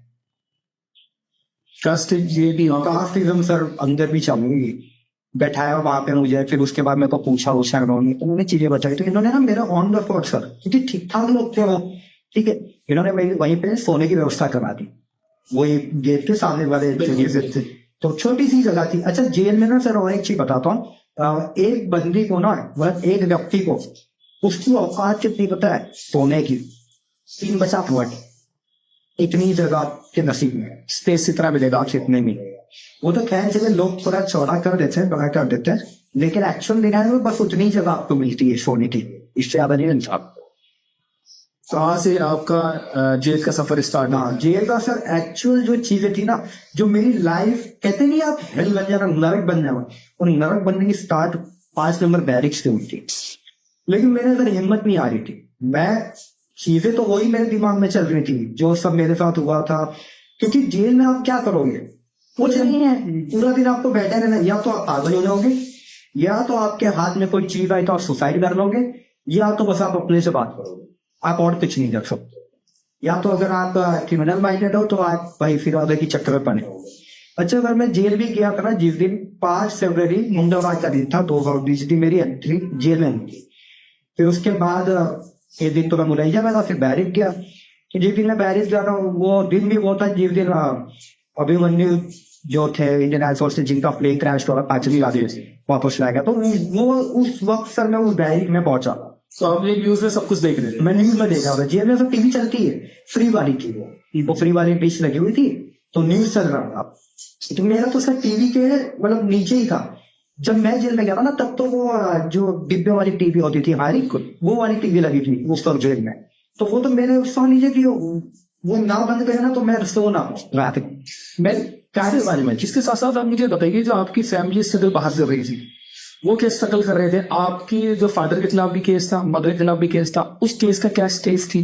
सर मेरा ऐसा हो गया कि फिर मेरी मुलाकात आनी शुरू हुई बुआ, तो मेरा जो मुझे कोई अपडेट मिल रहा था ना तो मेरी बुआ के थ्रू मिलता था। तो मेरी बुआ आती थी तो मैं उनसे पूछता था, तो बुआ ने मेरे को बहुत चीजें बताई सर। और मतलब समझ लीजिए कि एक बेटा है ना, इसके माँ बाप जिंदा है, तो मेरे को जो बुआ ने वो सारी चीजें बताई ना, तो सर मुझे लागत हो गई है कि मेरी पैदाइश की मैं पैदा ही थी वो, मेरा माँ बाप ये सारे दिन। ये कहा जाता है ना कि जेल का कोई इंसान होता है बस वही जेल नहीं काटता, उससे ज्यादा मुश्किल है। तो एक्चुअल में आपको होता है बंदी जेल काटते ही नहीं है, उनको तो सर दोनों टाइम का खाना मिल रहा है, ठीक है, आना जाना चल रहा है। कुछ जगह में टीवी लगे, टीवी देखकर सबसे ज्यादा कौन कर रहा है? आपके घर वाले कर रहे हैं। वो परेशान है, वो परेशान इसलिए कि आपको कैसे निकाला जाए, कैसा निकाला जाए। और आपके केस में तो ये भी था कि मेरे मम्मी पापा का भी नाम था, तो वो भी खुद अपने आप को बचा रहे थे। वो अपने आप को बचा रहे थे। अच्छा उनके में ऐसा था कि 13वीं तो हो गई थी, ठीक है, अब 13वीं के बाद से मेरे मम्मी पापा शादी का, क्योंकि अगर वो नगर में आ जाते तो उनको भी जेल भेज देते, और मम्मी पापा दोनों अगर एक साथ आ जाते तो बिल्कुल कौन करता? पैसे कौन करता? कोई था ही नहीं भैया, कोई नहीं था करने वाला, कोई कर भी नहीं पाता। मैं आपको बताऊं, कोई एक दिन कर लेगा, 2 दिन कर लेगा, कोई कंटिन्यू वो चीजें नहीं करेगा। सालों साल की लड़ाई होती है अगर सभी लोग परिवार के अगर जेल में चले जाते हैं। अच्छा अगर कोई ये कहे कि आपके भाई थे, आपके भाई कहीं जाते, तो मेरे भैया, मैं तो फिर भी यूपी 2016 से आना जाना शुरू कर चुका था। मेरे भैया तो कभी नहीं आते, तो 38 साल की जिंदगी में मेरे ख्याल से 3 से 4 बार यूपी आए होंगे, और वो साधु आदमी, इनको ये सारी चीजें कुछ पता ही नहीं। उनको तो इतना सा उसमें गया ना हमारे साथ। आप आज इनको पूछ लो कि राहुल पे कौन सा केस लगा, वो बता नहीं पाएंगे आपको। वो सिर्फ ये बोलेंगे कि वाइफ एक्सपायर हो गई थी, जेल चले गए, तो वो इतने बोले, मतलब आप समझ लीजिए क्या ही कर पाते। बिल्कुल। तो मेरे पापा ने सर उस वक्त थोड़ा स्मार्ट वर्क करा, उन्होंने किया कि वो फरारी काटना शुरू किया, डर डर की ठोकरें खावे सर, क्योंकि मेरे इन लॉ होते हैं, मेरे बेटे को ले जाने के लिए बहुत हाथ पैर मार रहे थे कि मेरे बेटे को वो लोग ले जाए, तो मैं अपना ऑप्शन कैसे ले लूंगा? बिल्कुल, ये ऐसा भी होता है कि अगर एक बार बेटा उनके पास आ गया तो फिर उसके बाद प्रेशर बनाना भी काफी आसान हो जाता है कि हम बेटा तब देंगे हाँ, जब जब आप इतनी चीजें हमारी फुलफिल करोगे, तभी ये चीजें थी। अच्छा, मेरा ऐसे था कि सर बेटा तो हमको देना ही नहीं था, भाई या भाई को हम तो नहीं देंगे भैया बेटा, और चाहे जो हो जाए जी। इतना तो हो ही गया हमारे साथ। कि मेरे पापा सर बहुत हमारी बात रहे थे, 3 साल ढूंढ रहे थे। मेरी मम्मी और बात सोचिए कि एक 68 ईयर्स का एक व्यक्ति, ठीक है, जो कि हाई डायबिटिक है, और उसके साथ उसकी वाइफ जो कि आर्थराइटिस की पेशेंट है, और दोनों हैवी बॉल, साथ में एक 3 साल का बेटा भाग रहे हैं। क्या बीती होगी इनके ऊपर? ये सब चीजें सर जब मेरे को पता चलती थी ना, जब जेल में, मैंने एक बार तो ऐसा होता, मैंने अपनी बुआ को कह दिया था कि बुआ प्रोसीडिंग से रिलेटेड चीजें बताए दो, ये सब बाबा सब, ये जेल काटना बहुत मुश्किल हो जाएगा मेरे लिए, बहुत मुश्किल हो जाएगा। अच्छा फिर मेरे ना, फिर जब मेरे पापा और मम्मी ना हाई कोर्ट से स्टे के चक्कर में पड़ गए थे कि एंटीसिपेटरी मिल जाए इनको, हाँ, फिर वो चीज हो नहीं पाई, तो मेरी बुआ ने वो बताया, तो मैंने अपनी बुआ के थ्रू ना एक मैसेज भेजा था पापा के पास, मेरा पापा चाहे मैं जिंदगी काट लूं, चाहे मेरी मौत हो जाए इस 4 दीवारों के बीच में, मैं मेरी सम्मान की बातें कभी ना जेल नहीं आया, सरेंडर नहीं होगा कभी। बेटे के जीते जी अगर बाप आ जाए ना, सर लानत है। मैं आज भी ना, मेरे को वो चीज के जिंदगी भर रहेगा कि मेरे मतलब वो माँ बाप ने हमारे लिए सब कुछ किया, और मेरे वजह से वो माँ बाप को जेल देखनी पड़ी सर। तो आप वो बताइए, मतलब एक्सीडेंट जिस दिन आपको ये पता चला कि आपके फादर है, फिर ये ऐसा हुआ ना सर कि उसके कुछ दिन के बाद मतलब जैसे गाड़ियां जाती है पेशी के लिए जी, मतलब बंदी जो है ना हमारी कोर्ट, मतलब पेशी होती है 14 दिन में 15 दिन में, जिसके जैसे केसेस होंगे। तो तब तक तो मेरा ऐसा था सर कि मैं 3-4 महीने 5 महीने मुझे हो ही गए थे 5 नंबर बैरिक में, तो लोगों के साथ अच्छी मतलब घुल मिल गया था मैं, सारी चीजें। आप पढ़े लिखे भी थे अच्छे, हाँ, तो लोग ये होते हैं कि ऐसे समझदार लोगों के पास रहना पसंद। हाँ, तो मैं मतलब मेरी उस तरह की चीज हो गई थी, लोग एक इज्जत देते थे, मतलब सब कुछ ठीक चल रहा, मतलब नॉर्मल का। मुझे से इतना पता था कि मैं जेल काट रहा हूँ फिलहाल, ये जो बाहर वाली कुछ नहीं पता था। तो एक दिन ऐसा हो गया कि जो लोग साथ में थे, जिनके साथ मेरा खाना पीना चलता था, ग्रुप बिल्कुल काफी टाइम से लोग आए हुए थे, तो उन्होंने मेरे को अलग की खाने में देखी कि साथ में खाया तो होगा, क्योंकि वो देखते थे, क्योंकि सर मैं काफी दिन तो ऐसा हो गया ना, मैं कुछ खा ही नहीं रहा था, मैं रोटी लेता। अच्छा, जेल में ना सर एक बंदी का डाइट क्या पता है आपको? 5 रोटी, 250 ग्राम चावल, 3 तंचुल दाल और 1 तंचुल सब्जी, ये आपको दिया जाए 2 रुपए, ये आदमी आपका भोजन है, ठीक है। अब उसकी क्वालिटी तो वो आप छोड़ दीजिए, बहुत लोग मैंने देखा है, लोग ना यूट्यूब पे मैंने देखी, जैसे देखा मुझसे तो जेल में खाना बहुत अच्छा मिलता है, और जो खाना अच्छा मिलता है ना, वो अगर कभी जेल का खाना खा लेना, तो उनकी माँ बीवी जो बना के देंगे ना, कभी मना नहीं करेंगे। बिल्कुल, हम मना करते हैं ना जब बाहर, जब वाइफ बना के देती है या माँ बना के, अरे यार ये चीज नहीं चाहिए, चाहिए नहीं, ये जेल पर जिसने खाना खा लेना, कभी कोई चीज मना नहीं करेगा भैया। ये चीज मैंने देखी, मैं बैगन की सब्जी कभी नहीं खाता था, और मेरी माँ देती है ना, सर मैं खा लेता हूँ, तो मेरे वो चीज देखी है कैसा मिलता है अंदर, किस तरीके से आपको ना हरी जिंदा आप नहीं उतनी आपको चीजें दी जाएंगी, जैसे 1% कुछ ज्यादा वो भी इतना करप्शन उसमें कि इसकी जो क्वालिटी होगी, क्वालिटी सर रोटियां ना लोग बाजी से तोड़ के खाते थे। चावल में तो 2-3 इंस्टेंट्स पे ऐसा हुआ था कि हमने देखे थे कि यह पीला पीला ना कलर था, तो मुझे लोगों ने बताया कि दवाइयां डाल, तो मैंने चावल खाना ही बंद कर दिया।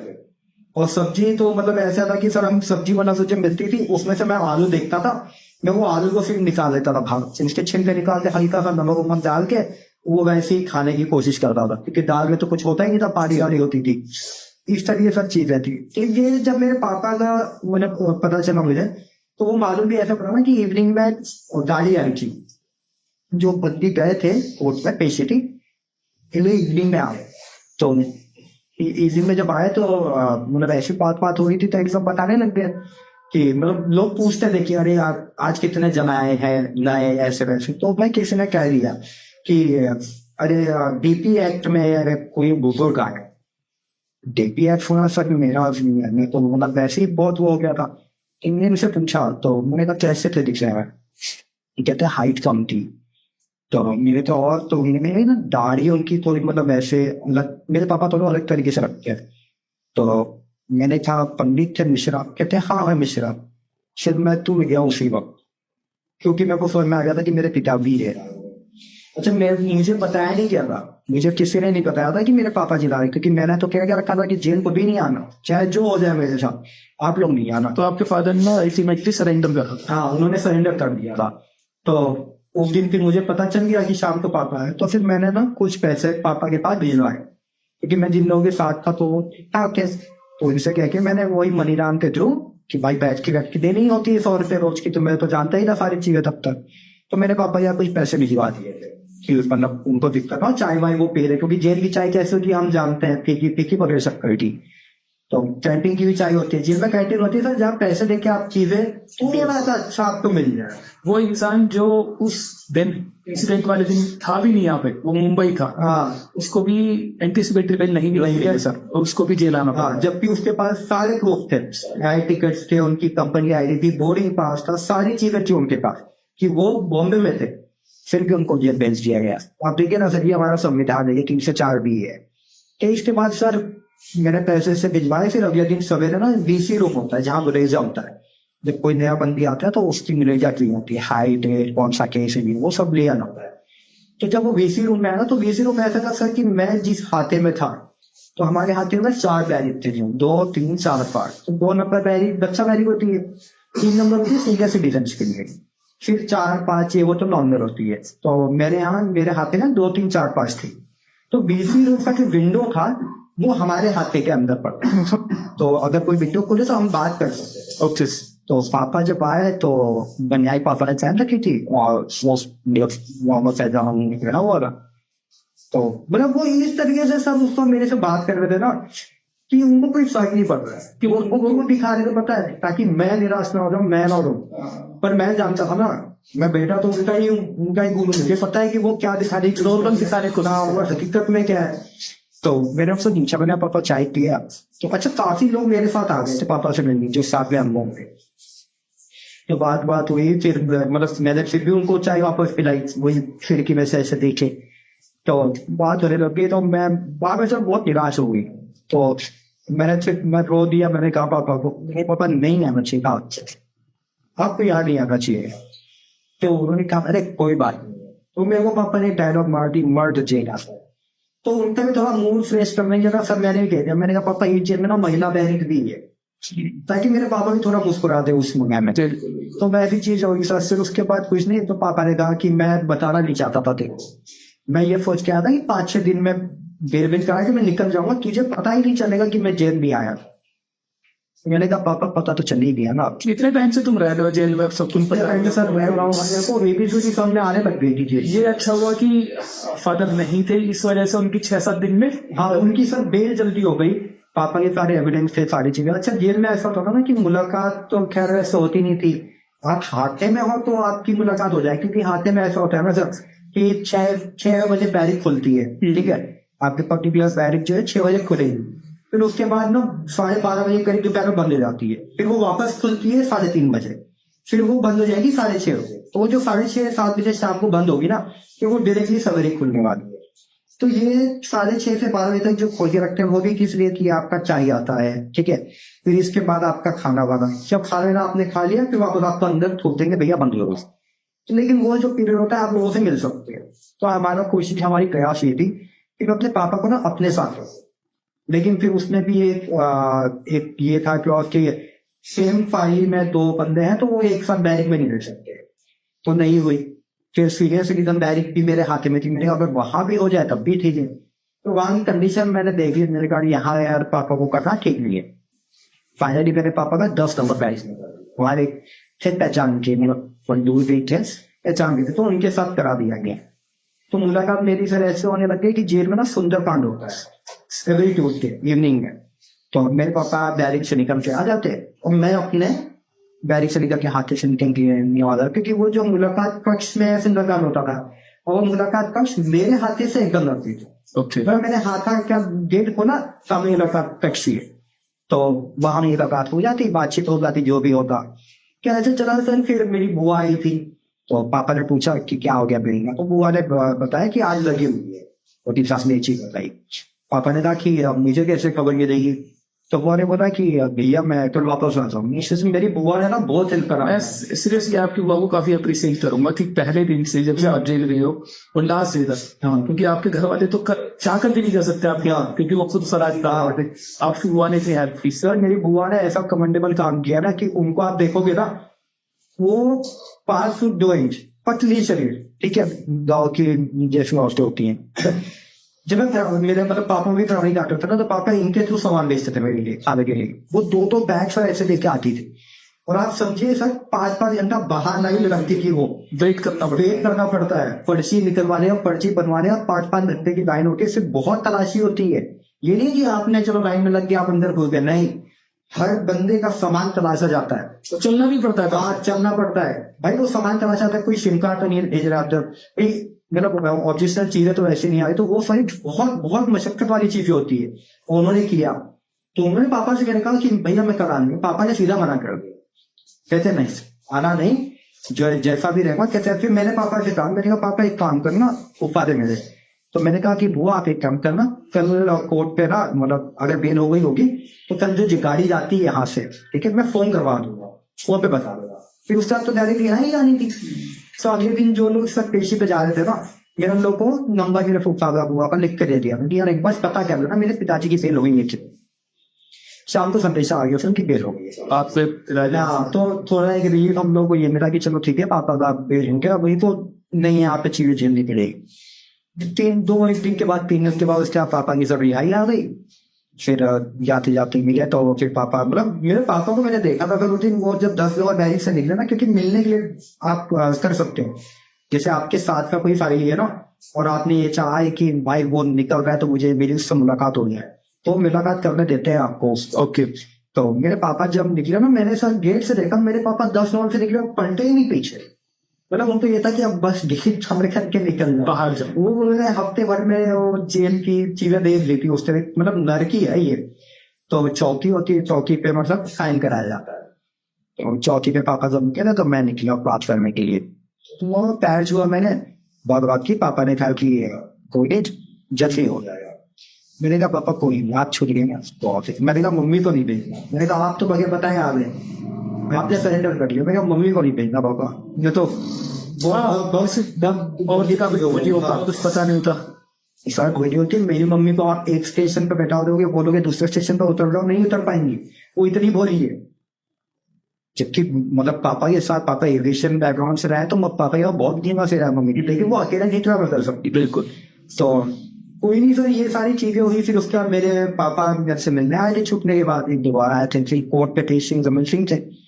इन सर अक्टूबर का मेला आया, और 31 अक्टूबर, और वो मेरी जिंदगी में समझ लीजिए कि सर एक तरह का ना दूसरी बार तलवार लगती थी। नॉर्मली जैसे दिन कट रहे थे वैसे कट रहे थे, सब कोई वो नहीं था। 21 अक्टूबर को सर मेरे साथ ऐसा हो गया कि साथ को मुझे खबर मिली कि मेरी मम्मी जी आ रही है। ओके। बहुत तो भी ऐसा पता चला कि मतलब साथ के कुछ लोग थे, तो उन्होंने बताया कि मतलब वो खबर तो मेरे पापा ने पहुंचवा दी, ठीक है, किसी के थ्रू कि बता देना कि मतलब वो गई। तो आपकी मदर ने भी सरेंडर कर दिया? मेरी मम्मी को सरेंडर कराया गया। सर मम्मी ने सरेंडर किया। मेरी मम्मी का 3 साल का बेटा भी आया। तो किस वजह से? तो वो इस वजह से आया कि अब बाहर तो मम्मी के साथ कोई, मतलब पापा तो संभाल नहीं पाते, पैरवी करते या 3 साल के बेटे को संभालते, है ना। तो इसलिए मम्मी के साथ भेजा गया। और वो वकीलों का जो भी इसमें रहा हो, ठीक है, पर मेन चीज यही थी कि भाई मम्मी इस बात तो कोई संभाल ही नहीं पाता उनको, पापा तो कर ही नहीं पाते उसका सारी चीजें। और आपको ये भी डर था कि इसकी कस्टडी दूसरे परिवार को ना मिले? हाँ, ये भी एक चीज थी कि भाई मान लीजिए अगर पापा कोर्ट जा रहे हैं या कहीं जा रहे, क्योंकि वो तो हाईकोर्ट के भी चक्कर लगा रहे थे। और फिर हाईकोर्ट हमारे यहाँ से 175 मिलीमीटर है। अगर में यही होता है कि अगर आपकी सेशन कोर्ट से बेल रिजेक्ट हो जाती है और आपको हाईकोर्ट जाना होगा, तो आपको काफी ज्यादा ट्रैवल, काफी ज्यादा आप समझ लीजिए लखनऊ जाने का मतलब आप सेम डे लौट ही नहीं पाओगे। बिल्कुल। क्योंकि कोर्ट में 10 दिन में तो काम होगा नहीं, वो दोपहर पूरा आपका जाएगा और शाम को निकलोगे आप रात में। आपने कितनी बार आपको जाना होगा? 50 बार भी नहीं होता आपको। तो ये सारी चीजें थी सर। तो आ गया है कि मेरे को जब पता चला कि बेटा भी आया है, उस समय टूट गया था। उस समय कुछ मतलब कुछ में नहीं आ रहा था कि क्या है, क्योंकि मैंने इतना समझा के भेजा था, लेकिन मुझे पता था, क्योंकि ये चीज एकदम क्लियर हो गई थी कि जब तक मम्मी और पापा की बेल नहीं होगी मेरी बेल लग ही नहीं सकती। मिलनी तो बहुत दूर की बात है, लग ही नहीं सकती है। तो मैंने तो इरादा अपना बना ही रखा था, मैंने तो यही कहा था यार जब इतना सब हो ही गया, मम्मी ना आए अंदर, जितना काटना होगा काट लूंगा। लेकिन फिर माता जी आई मेरी 21 अक्टूबर 2019 को मेरी मम्मी जेल में उनका एंट्री हुआ, आगमन हुआ। तो मैं उस दिन तो मिल नहीं पाया था। अच्छा, जेल में ऐसा होता है ना सर कि अगर आपके फैमिली में कोई हिंदीस है तो आप केवल एक दिन उनसे मिल सकते हो, वो है शनिवार का दिन, महिला मुलाकात होती है, ठीक है। तो मैंने नाम लिखवा दिया था, तो शनिवार के दिन मैं अपनी मम्मी से मिल लेता सवेरे 10-15 मिनट आगे घंटे में, मैक्सिमम 15-20 बच्चे के साथ, हाँ बेटे के साथ, बेटा और मम्मी मेरी मुलाकात हो जाती थी, वही मुलाकात पक्ष वाले स्थान पे। तो वो चीजें हुई सर। फिर उसके बाद मैंने मेरी मम्मी से बात किया, तो मुझे पूछा तो मम्मी ने सर, तब मुझे पता चला कि ये जो 6-7 महीने थे ना, 8 महीने फरवरी से लेके अक्टूबर तक, ये मेरे माँ बाप ने कैसे बिताए। बहुत सारी चीजें नहीं बता रही, पिताजी से उतना वक्त नहीं मिला था मिलने का, खास करने का। मम्मी ने सारी चीजें बता दी सर कि मतलब पुलिस वालों ने दबिश दी थी कि मेरे मम्मी पापा हवाई काट रहे थे, हमारा घर तोड़ दिए मेरे से, दरवाजे तोड़ दिए मेरे, खिड़कियां, तो वो आज भी बकायदा वैसे ही उसी कंडीशन में, हमने कुछ नहीं किया। इन्होंने मेरी बाइक की ज्वेलरी थी वो गायब हो गई, मेरा लैपटॉप, मेरा फोन था वो गायब हो गया, कोई कुछ करेंसीज थे ऑलरेडी थी, मैं मेरा अप एंड डाउन चलता था बिजनेस से रिलेटेड, वो सारी चीजें गायब हो गई थी, मेरा सब तोड़ फोड़ कर दिया। और ये भी सर मतलब वाइफ के एक्सपायर होने से, ठीक है, 20-25 दिन के अंदर, जो कि फिर इलीगल है, आप कर ही नहीं सकते, ठीक है। इन्होंने वो सारी चीजें फेक्ट के महीने में ही कर दी थी। तो और मतलब ये सब इसलिए किया जा रहा था कि मतलब मम्मी पापा को कैसे ना कैसे पकड़ लें, क्योंकि मम्मी पापा को जेल भेज देंगे, बेटे को वो लोग चले लेके चले जाएंगे। तो ये सब पूरी इनकी बात पहले से इन्होंने सब सोच रखा था। तो सर कोई नहीं, फिर इसके बाद इन लोग आए। तो उन्होंने क्या क्या इंसिडेंट्स बताइए, कैसे उन्होंने अपनी फरारी का मम्मी ने ये चीज बताई, कहते हैं कि बेटा जब मतलब 13वीं वाला जो चीज हुआ तो मैंने बताया एक जन थे, ठीक है, तो पॉलिटिकली थोड़े अच्छा खासे थे वो, इंफ्लुएंस थे, तो उन्होंने फोन करके मतलब ये चीज की थी अथॉरिटीज से कि जब तक इनकी बैंक ये 13वीं ना करवा ले तब तक इनको अरेस्ट ना किया जाए। तो मम्मी ने कहा कि वो 13 दिन तक तो कोई दिक्कत खास नहीं है, हम घर पे ही थे। फिर इसके बाद फिर वो जैसा लग गया, पुलिस की सायरन जैसी बजने लग जाए ना, तो हम भागे, पता चले हमको उठा गए।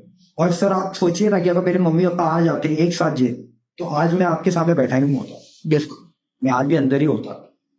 तो वो सारी चीजें थी कि इन लोग सर भटक गए थे, मतलब जैसे नहर होती है ना गाँव में नहर, तो नहर के नीचे ना पाइपलाइन जाती है, मेरे मम्मी पापा ने सर वहां मेरे बेटे को लेकर रात बिताई। 65 साल की उम्र में 65 साल की उम्र में सर ये सारी चीजें, वो भी ऐसा व्यक्ति जिसने हमेशा अपनी लाइफ में एक प्राइड के साथ जी, जिसने जिसके पास कोई कभी भी आया हो कि कोई भी मदद लेकर किसी भी तरीके से, उसने कभी मना नहीं किया, वो आज भी नहीं मना करते, वो आज भी नहीं मना करते। कहते ना कि दया ही कारण होता है दुख का, तो वो हकीकत है सर, वही चीज हुई है हमारे साथ एक्चुअल में, इस टाइम के बाद देखा जाएगा।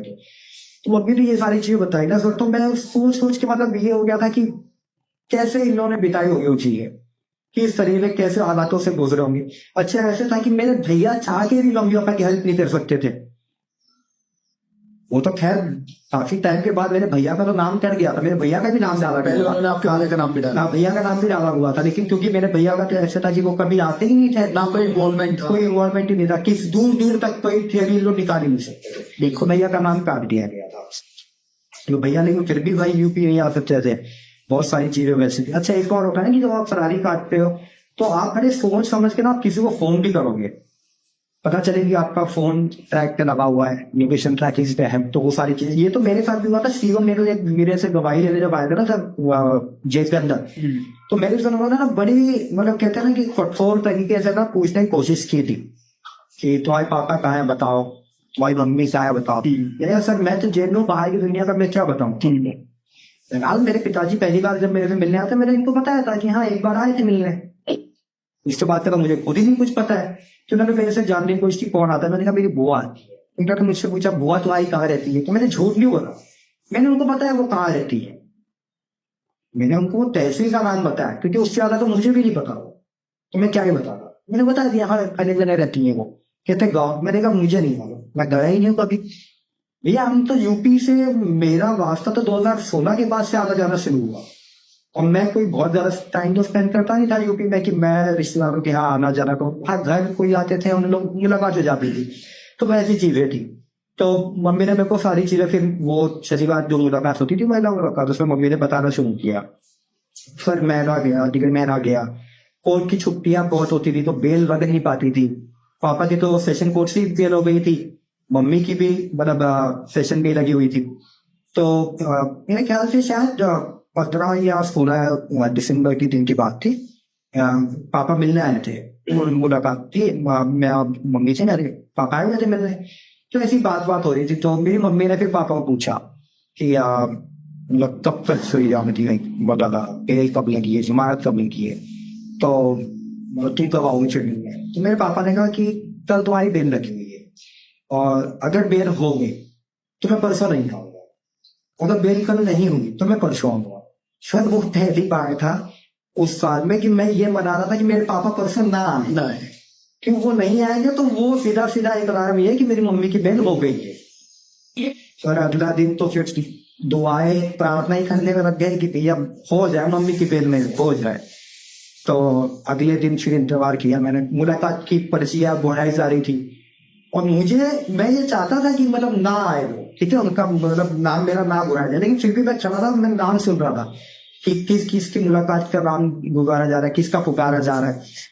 तो मैंने देखा 2 पर्ची का तो मेरे नाम नहीं आए थे, तीसरी पर्ची चली तो तीसरी पर्ची में एक नाम आया, राहुल प्रभास करके। तो मेरा पुकारा जाता था, अच्छा जेल में ना सर नाम आपका राहुल मिश्रा, जैसे मेरा नाम है तो राहुल मिश्रा नहीं पुकारा जाएगा, राहुल भास्कर, क्योंकि मेरा नाम राहुल है, मेरे पिताजी का नाम भास्कर है, तो वो ऐसे वो बुलाया जाता है। तो राहुल प्रभास हुआ। किसी दिन आके मुझे कहते हैं गुरु, बोला तो मुलाकात, मतलब गुरु आपकी मुलाकात है। मैंने कहा शिक्षक बोलो ना हो मेरी मुलाकात। मैं दौड़ के गया तो मैंने वो राइटर को कहा पर्ची दिखाओ, पर्ची देखा तो राहुल प्रभास था। अच्छा तो पर्ची में ना सर ऐसा होता है कि कोई मिलने जो आ रहा है उसका भी नाम लिखा होता है, प्लस उसकी फोटो भी होती है, क्योंकि जब आप पर्ची कटवाते हो जेल के बाहर ना तो वो फोटो आपकी ली जाती है, छोटा कैमरा होता है। मैं सेटिस्फाई हो गया कि मेरा पूरी पर्ची हो गई, मेरा नाम नहीं आया, तो मुझे 50% ये सर यकीन हो गया कि माता जी की बेल हो चुकी। फिर भी थोड़ा 50% डाउन था, क्योंकि कोर्ट की छुट्टियां भी होती है, बिल्कुल बिल्कुल। हड़ताल हो जाते हैं तो कोर्ट नहीं चलती है। तो वेट किया सर, 2 दिन 3 दिन मुलाकात नहीं हुई, चौथे दिन खबर आ गई कि रिहाई आ गई है। और सर वो 21 दिसंबर 2019, बराबर दूसरे महीने में 21 अक्टूबर 2019 को मम्मी जेल आई थी, 21 दिसंबर 2019 को मम्मी की रिहाई आई। सर खुशी तो अच्छी खासी थी कि चलो अब इन लोग एटलीस्ट हमारे घर पे रहेंगे, अब इनको डर डर की ठोकरें खाने की जरूरत नहीं है, अब इनको किसी से रिप्लेस करने की जरूरत नहीं है, और इनको पुलिस के सायरन से डरने की जरूरत नहीं है। ये हमारे घर पे रहेंगे, पूरे हक के साथ रहेंगे, भाई कोई है कुछ बिगाड़ नहीं। बिल्कुल बिल्कुल। तो 2 महीने बाद आपकी मदद की भी रही। हाँ। फिर बचते आप, फिर बचा मैं, फिर आपकी बेल लगती है। सर फिर मेरी बेल लगी जनवरी में। ओके। तो मेरी बेल लगी तो खैर, अच्छा मेरी माता जी की जब बेल हुई ना तो उसी वक्त जज ने कह दिया कि मतलब उन्होंने दे दी थी थोड़ी, पर उन्होंने उसी वक्त कह दिया था कि इनकी दे रहा हूं, पर मैं एक्यूज की नहीं दूंगा, मतलब कि मेरी, और उनको वो राइट्स भी नहीं है कि वो दे सके मेरे को बेल। डीजे एक बार दे सके डिस्ट्रिक्ट जज, पर ये लोग नहीं दे सकते। तो इनको एक अंदाजा था कि शायद नहीं भी होगी, फिर भी कोशिश की गई थी जनवरी में, तो मेरी बेल खारिज हो गई। अच्छा अगर सेशन से लोअर से खारिज होने के बाद ना जो बाकी रखता है उनको पता है कि हाईकोर्ट तक की जो दूरी होती है ना बहुत बड़ी होती है, आपको लंबा सफर तय करना पड़ता है हाईकोर्ट तक पहुंचने के लिए, फिर उसके बाद वहां बेल लगती है, फिर वो तारीखें चलती है, फिर वो बेल होगी, तो वो बहुत लंबा ड्यूरेशन। तुम्हारे केस में तो उस टाइम कोविड का भी टाइम था। मेरे तो सर कोविड ने तो, एक्चुअल में तो कोविड मैंने ना बहुत बारीकी से देखी है, क्योंकि 2020 में कोविड लगा था, मार्च में या शायद अप्रैल में मेरी पहली दफा मेरी हाईकोर्ट में बेल लगी थी, और जैसी बेल लगी उसके बाद पता चला कि कोर्ट बंद, कोरोना आ गया, कोविड आ गया, सब विनाश। अच्छा कोविड वैसे ही 14 से 1500 बंदी जेल में थे, कोविड के टाइम पे तो वो संख्या बढ़ती जा रही थी, क्योंकि कोर्ट बंद है तो किसी की बेल नहीं हो रही थी, पर अपराध बाहर बंद नहीं हो रहा था, फर्जी केसेस बंद नहीं हो रहे थे, वो तो आगमन एंट्री चली रही थी लोगों की, बंदी बढ़ते जा रहे जेल में ऐसी कंडीशन हो गई, सब गर्मी का समय, कोविड चल रहा है, खाने पीने के लिए कोई चीज नहीं, वो भरे जा रहे लोग, और किसको मना करो। आप कोई फ्लाइट में तो ट्रैवल नहीं कर रहे हो कि किसी ने आपके सर पे हाथ रख के आप बोले भैया सर कर रहे हैं, आप जेल में हो भैया। ओवर क्राउडेड है ये जेल तो। ओवर क्राउडेड सर, इतनी गंदी सिचुएशन थी, पंखे नहीं चल रहे थे। आप बताओ ना, गर्मी के समय में मक्खियां उड़ रही है, आप क्या करोगे? तो कितनी हियरिंग के बाद आप मुझे बताओ आपकी बेड यानी सर मेरी ना हाई कोर्ट में, मैं आपको बता रहा हूँ 302 में जो 3 साल का मेरा एक्सपीरियंस है ना, 302 की मुजरिम की ना चौथे पांचवें बेल में मतलब हियरिंग में बेल हो जाती है हाई कोर्ट से। मेरी सर 22वें में 22। आप कहोगे 22 में यार छुट्टी की आई होगी, कोई छुट्टी नहीं। वो 2200 डेट पे ना सब बात हुई है, काउंटर मांगा गया, कभी रिज्वाइंडर मांगा गया, कभी कोर्स, कभी डिले करने के लिए। डिले करेंगे भैया। क्रिमिनल से, एक हार्डकोर क्रिमिनल से ज्यादा समय मेरे में लग गया। क्यों? क्या था ऐसा? कोई बॉडी मार्क से मैंने उसको मारा था, वो जल गई थी, मैंने गोली मारा था, चाकू मारा था। क्योंकि पास में कोई ऐसा इंसिडेंट भी नहीं था कि उसने कभी पुलिस को कंप्लेन की हो। कभी कुछ नहीं था। वो सब चीजें तो डे 1 पे क्लियर कर दी गई थी, कोई भी चीजें नहीं थी। 22 तारीख आप सर समझ रहे हो? हाँ, बस कानून है जिसमें यह है कि अगर ऐसे ऐसा लोगों को ये गलत फहमी होती रहेगी कि हाईकोर्ट में तारीख दूसरे तीसरे दिन लग जाती है ना। हमारे बॉलीवुड में टॉलीवुड में ऐसी दिखाई जाती है ना, अरे दूसरे दिन की तारीख लगनी, तीसरे दिन की। गलत फहमी है, कुछ नहीं होता। मेरी सर तारीख 2-2 महीने पे एक बार लगती थी। आप सोचिए 2020 में मार्च अप्रैल के समय में मेरा हाईकोर्ट में पहली बार लगा, और मेरी बेल सर हुई है 2021 के एंडिंग में, पूरे 3 साल बाद। 3 साल बाद सर। 3 साल तक आप समझिए ना कि जैसे आप इस पीछे बैठे हो ना, आप उठ रहे हो, आप बैठ रहे हो, आप सो रहे हो, आप खा रहे हो, आप कुछ भी कर रहे हो, आप बस ये दीवार देख रहे हो। 3 साल तक मैंने एक अड़गड़ा देखा है, क्योंकि मेरे फट्टे सामने वो अड़गड़ा ही था। बट आप पढ़े लिखे थे तो आप थोड़ी बहुत पढ़ा लिखा था सर, तो मैंने ना मैंने अपने आप को ना कमजोर करने की नहीं सोची, क्योंकि मुझे पता था कि यहाँ से निकल के ना, जब आप दलदल से निकलते हो ना सर, तो आपके को ना बहुत सारी जिम्मेदारियां आती हैं। तो मेरे साथ वही चीज हुआ। मुझे पता था मेरे 3 साल में, 1 साल जो बंदा जेल में काटता ना, वो 10 साल पीछे होता है। मैं 3 साल काट रहा था सर, 3 साल में मैं अंदर काट रहा था। मुझे पता था मेरे को ना खुद को मजबूत रखना है। जेल में जो चीजें बनती है उससे मैं कुछ नहीं हो रहा था। मेरा पास 14 किलो वजन घट गया था जेल जाने के 6 महीने के अंदर। 14 किलो मेरा वजन लॉस हो गया। तो आपने आपको कैसे बिजी रखा, मतलब क्या? मैंने बिजी ऐसे रखा ना कि मैंने सबसे पहली चीज तो ये कि मेरा ये जो आज मैं आपके सामने बैठा हूँ, ये शायद वही मेहनत थी मेरी, कि मैंने ये चीज तभी डिसाइड किया हुआ था कि मैं ये चीजों को लोगों के सामने लाऊंगा। मैं गलत ही नहीं था ना, मैं गलत नहीं था, लेकिन मैं हर दरवाजे छटपटा के नहीं कह सकता हूँ कि मेरे साथ गलत हुआ है। मैं कहाँ तक पहुंचूंगा? सोशल मीडिया के थ्रू तो लेके पहुंच सकता था। तो मैंने ये चीज सर डे 1 में ना ये शुरुआत की। मेरी जब माता जी छूट गई तब मैं थोड़ा फ्री हो गया, तब मैंने ये शुरुआत किया था, मैंने बुक लिखनी शुरू, मैंने अपनी कहानी लिखनी। जेल में रहते हुए? जेल में रहते हुए। तकदीर, ये तकदीर तो हमारा खेल था सर। बिल्कुल। कि एक बंदा जो कभी यूपी में ज्यादा रहा नहीं, जो आसमानों में होता था, हमेशा विदेशों के दौरे करता था, बिजनेस करता था, घर परिवार सबके साथ रहता था, फ्रेंडली रहता था, सब कुछ सोच करके रखता हुआ, वो सडनली एक दिन ऐसा क्या हो गया कि वो जेल चले गया। दुनिया पलट जाती है सर। लोग बहुत मजाक मस्ती में कहते हैं ना कि अरे यहाँ जेल जाना चाहिए। हमारे साथ तो सर ऐसी चीजें हुई है ना कि वो मैं बताऊंगा आगे, बहुत हैरान हो जाओगे। फिर इसके बाद मैंने ये किया सर, मैंने बुक लिखनी शुरू की। तो जब बुक भी लिखनी शुरू की ना सर, जेल में ऐसा ना कि एक कागज का पन्ना आपको नहीं दिया जाता है। क्यों? आप किसी को धमकी वाला लेटर भेजेंगे कि जेल प्रशासन फंसेगा। तो मेरी ये बुक लिखना भी बहुत बड़ी बात थी। ये कैसे कैसे लेकिन करने में सर, एक बुक मुझे लॉन्ग बुक की थी। फिर वो बात पता चल गई कि मैं किताब लिखता हूँ, तो मुझे बुलाया गया। तो मैंने जब लोगों को, प्रशासन को पता चलता ना, अथॉरिटीज, इलेक्ट्रिसिटी जेलर सब थे, ये मेरे को काफी सपोर्ट किया। मैंने उनको बताया कि क्या है, किस केस में हम कैसे क्या, उन्होंने सब चीजें पूछी। तो उन्होंने खुद से कहा, मतलब एडमिन को, राइटर को, कि पंडित जी को जितनी किताब चाहिए, जितनी पेन चाहिए, दे दी। सपोर्ट मिला सर मुझे जेल से। तो वो हिम्मत बढ़ जाती है ना सर जब आपको सपोर्ट मिलता है। सर मैंने लिखना शुरू किया, मैंने बहुत लिखा, मैंने बहुत सारी चीजें लिखी। फिर इसके साथ साथ ऐसा हो गया कि कुछ बंदे थे, मैंने कहा यार मैं तो बदल रहा हूँ, मैं तो अपने लिए कुछ एक चीजें कर रहा हूँ जिससे कि मेरा ध्यान थोड़ा वो रहे और मैं अपने आप को मजबूत कर सकूं। तो मैंने कहा यार और भी लोग थे, वो मेरे सामने आसपास बैठते थे, ठीक है, वो लोग, तो वो लोग से डायरेक्टली कुछ सह नहीं सकते थे। आपको क्या हो गया, मेरा रहन सहन जेल में ऐसे था ना कि लोगों को, जो लोग मेरे साथ मतलब 1.5-2 साल से जेल काट रहे थे, उनको 2 साल तक ये चीज पता ही नहीं थी कि मैं किस केस में। वो मुझे देख के ये सोचते थे कि मैं 302 के केस में आया। ओके। क्योंकि मैं झुकता नहीं था किसी के सामने। सम्मान से बढ़कर तो सब कोई चीज नहीं थी ना, आप मुझे बेमतलब गाली दोगे मैं आपकी बात चली सुनूंगा, चाहे जो हो जाए। इसके अलावा मतलब आप फिर मैंने सर आते भी थे लोग? हाँ, मैं लोगों को पढ़ाता था। मैंने कुछ ऐसे लोगों को वहां पे फिर देखा, मतलब जो चाहते थे कि वो पढ़े, वो उस टाइम का यूज करे, उसका पूरा लाभ है। तो मैंने इंग्लिश पढ़ाना चालू किया। अच्छा, उसमें भी मुझे ना जेल प्रशासन से, डिप्टी जेलर से थोड़ी हेल्प मिली। मैंने डिक्शनरी मंगवाई। मुझे तो सब पता था, लेकिन जिसको मैं पढ़ा रहा हूँ उसको थोड़ी पता था, तो उसको थोड़ा और अच्छे से वो जान सके, तो मैंने रिक्वेस्ट करके डिक्शनरी मंगवाई थी। तो वो डिक्शनरी आई थी, तो मैंने लोग पढ़ाना चालू किया है।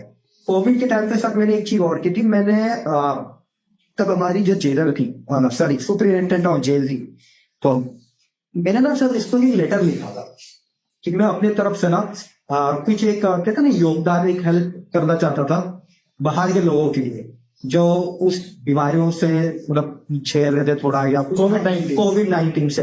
क्योंकि हम तो अंदर थे सर, जांच वाच हम लोगों की भी हो रही थी, लेकिन फिर भी हम थोड़े तसल्ली के साथ थे, कि ज्यादा क्राउड नहीं था, ज्यादा हम कहते ना कि आप उस चीजों से ज्यादा घुल मिले नहीं थे, आइसोलेटेड थे हम, क्योंकि हम बाहर जा नहीं पा रहे थे और बाहर वाले अंदर आ नहीं पा रहे थे। तो हम थोड़ा मतलब रिस्पॉन्डेशन हमारा थोड़ा कम था और वो लोग का ज्यादा था। तो मैंने एक लेटर लिखा था। मैंने लेटर में ये लिखा था कि मुझे पता था प्लेटलेट्स की काउंट कम होती है कोविड के पेशेंट्स में, तो मैंने प्लेटलेट्स को लेके और ब्लड डोनेशन को लेके, क्योंकि मैं ब्लड डोनेट करता ही था, मैं फ्रिक्वेंट डोनर था पहले। तो मैंने सर वो चीजें लिखी कि मैं अपने तरफ से ये चीजें करना चाहूंगा। तो 10 दिन क्या सब बुलावा आया रात के 8 बजे, और जेल में सर अगर रात के 10 बुलावा आपको आ रहा है, वो भी चाहे चौकी से आ जाए चाहे कहीं से भी, मुझे तो आया था सर सुपरिटेंडेंट जेल के ऑफिस से। तो पब्लिक में वैसे ही वो बात क्या वो होगा, कोई मसला तो नहीं हो गया, क्योंकि रात के टाइम ज्यादातर जेल ट्रांसफर होता है, जेल ट्रांसफर नॉर्मल लोगों का होता नहीं है। तो बुलावा आया, मैं गया तो जेल, तब मेरी पहली बार जेल अधीक्षक के साथ मेरा उनका संबंध हुआ ये नहीं है। तो काफी उन्होंने मतलब प्रशंसा की हमारी, तो उन्होंने मतलब काफी इंकरेज किया सारी चीजों के लिए। उन्होंने पूछा कोई दिक्कत तो नहीं है आपसे, तो उन्होंने मेरे को एक ऑप्शन दिया कि आपके खाना जो है इस प्रॉपर कैंटीन से आप सब्जी अच्छी लेनी है। मैंने मना कर दिया था उसको, मैंने मना कर दिया। सर रीजन ये था ना कि अगर मैं उसको वो चीज ले लेता, एक्सेप्ट कर लेता ना, तो जो ये बदलाव के लिए, ठीक है, ये सारी चीजें जो मैंने की है छुटने के बाद से, ये मैं नहीं कर पाता। बिल्कुल सही बात। मतलब मैं इसको भी अप्रिशिएट करूंगा कि इतने हार्ड टाइम जो आप फेस कर रहे थे, उसके बाद भी आप उसमें से कैसे यूटिलाइज कर सकते हैं हम टाइम को। क्योंकि लोग उम्मीद छोड़ देते हैं कि जब तक रहूंगा कैसे भी रह लो, बस यहाँ टाइम निकालना है। लेकिन आपने वो एक्सेप्ट करा कि ठीक है मुझे रहना है, तो कैसे मैं उस टाइम को यूजफुल बना सकता हूँ, कैसे मैं कोई इफेक्टिव वर्क कर सकता हूँ सोसाइटी के लिए, अपने लोगों के लिए जो वहाँ इनमेट्स हैं उनके लिए। तो इसको मैं काफी अप्रिशिएट करूंगा। आप मुझे वो बताइए जब आपकी बेल होती है somehow, तो उस टाइम आपके जो, क्योंकि आपने 3 साल गुजारे हैं और ऐसे काफी कम लोग होते हैं जेल में जो इतना लंबा समय गुजारते हैं, तो उनकी एक फैमिली बन जाती है। तो बाकी जो कैदियों थे उनका क्या रिएक्शन था? सर बेल मेरी हुई है 22 तारीख पे 17 नवंबर 2021 को। ओके। और वो भी ऐसे हुई कि मुझे पता था कि बेल लगी हुई है, पर मैंने किसी को बताया नहीं था। थोड़ा अंधविश्वास, वो पहली बार 3 साल में मैं थोड़ा अंधविश्वास लेके चल रहा था कि आज मैं किसी को नहीं बताऊंगा, साथी संगतियों को, कि मेरी आज बेल लगी है। हमेशा बताता था और बेल नहीं हो रही थी। मैंने कहा मैं किसी को नहीं बताऊंगा, जब हो जाएगी तब बताया जाएगा। सर मैं क्योंकि कंप्यूटर रूम में था, मैं राइटरी करता था, और वो राइटरी करने वाली जो चीज थी वो मुझे जेल प्रशासन से थोड़ा ये हुआ था कि आप लंबे टाइम से जेल काट रहे हो, पढ़े लिखे हो, टाइम पास नहीं होता ना, आप एक काम ये सच मतलब जेल में राइटरी कीजिए, लिखा पड़ेगा वहां पे वो। तो मैंने कहा ठीक है, और उससे मुझे काफी मेरा समय भी कटने लग गया, मुझे चीजें भी कुछ समझ में आने लगी बहुत बेहतर तरीके से। तो कंप्यूटर रूम में थोड़ा मतलब मेरा, क्योंकि बीसी हम कराते थे ना कोविड के टाइम पे वीडियो कॉन्फ्रेंसिंग से पेशी, तो कंप्यूटर बैठना ये वो होता रहा। तो सर मेरी जिस दिन बेल लगी थी, मैं लाइव अपनी देख रहा था लखनऊ हाईकोर्ट के साइट पे कि मेरी बेल का क्या है, क्या मतलब रिजल्ट आए, केस स्टेटस। तो 12:30 बजे तक सर मेरी तीसरे नंबर पे फाइल थी सीक्वेंस में। मैंने देखा 2 फाइलें हो गई थी, लेकिन तीसरे के टाइम पे लंच ब्रेक हो गया था। लंच ब्रेक के बाद जब जज बैठे वहां पे, करुणेश पवार ने मुझे बेल दिया था। तो सर मालूम बड़ा फ्रेश केस देखा था, तो मैं निराश हो गया था कि ये फिर से, हाँ, कि आज भी गया और अब ये तारीख गई, इसका मतलब ये साल भी गया, जल्दी तो बेल लगनी नहीं है। मैं समझ गया था कि अब मैं एकदम निराश हो गया था सर कि अब मैं छूट ही नहीं पाऊंगा, 14 साल का वनवास काटना है मुझे भी। लेकिन सर उसी दिन ये दिन मेरा कुछ हो गया अजीब सा मेरे साथ। जिनको मैं मतलब देता था रिहाई के परिचय बना के, तो वो आए, तो वो खबर लेके आए थे मेरे लिए।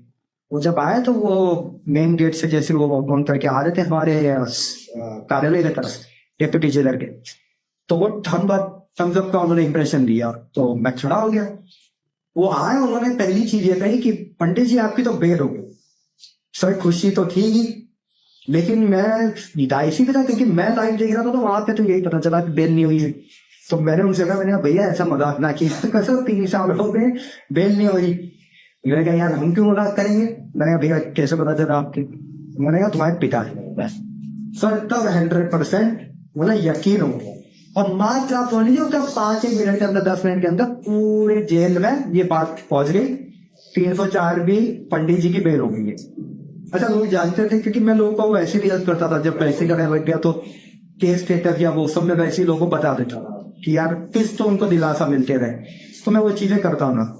साथ ही साथ उन लोगों को ये भी बताता था कि हिम्मत ना हो, आज नहीं तो कल हो ही जाएगी। पर मैं खुद वो हिम्मत अपने अंदर नहीं ले आ पा रहा था, but in terms of my bail. तो वो सारी चीजें सर मेरे साथ हुई, तो बेल सर हो गई। शादी को पक्की तारीख होती है जब राइटर अंदर जाता है।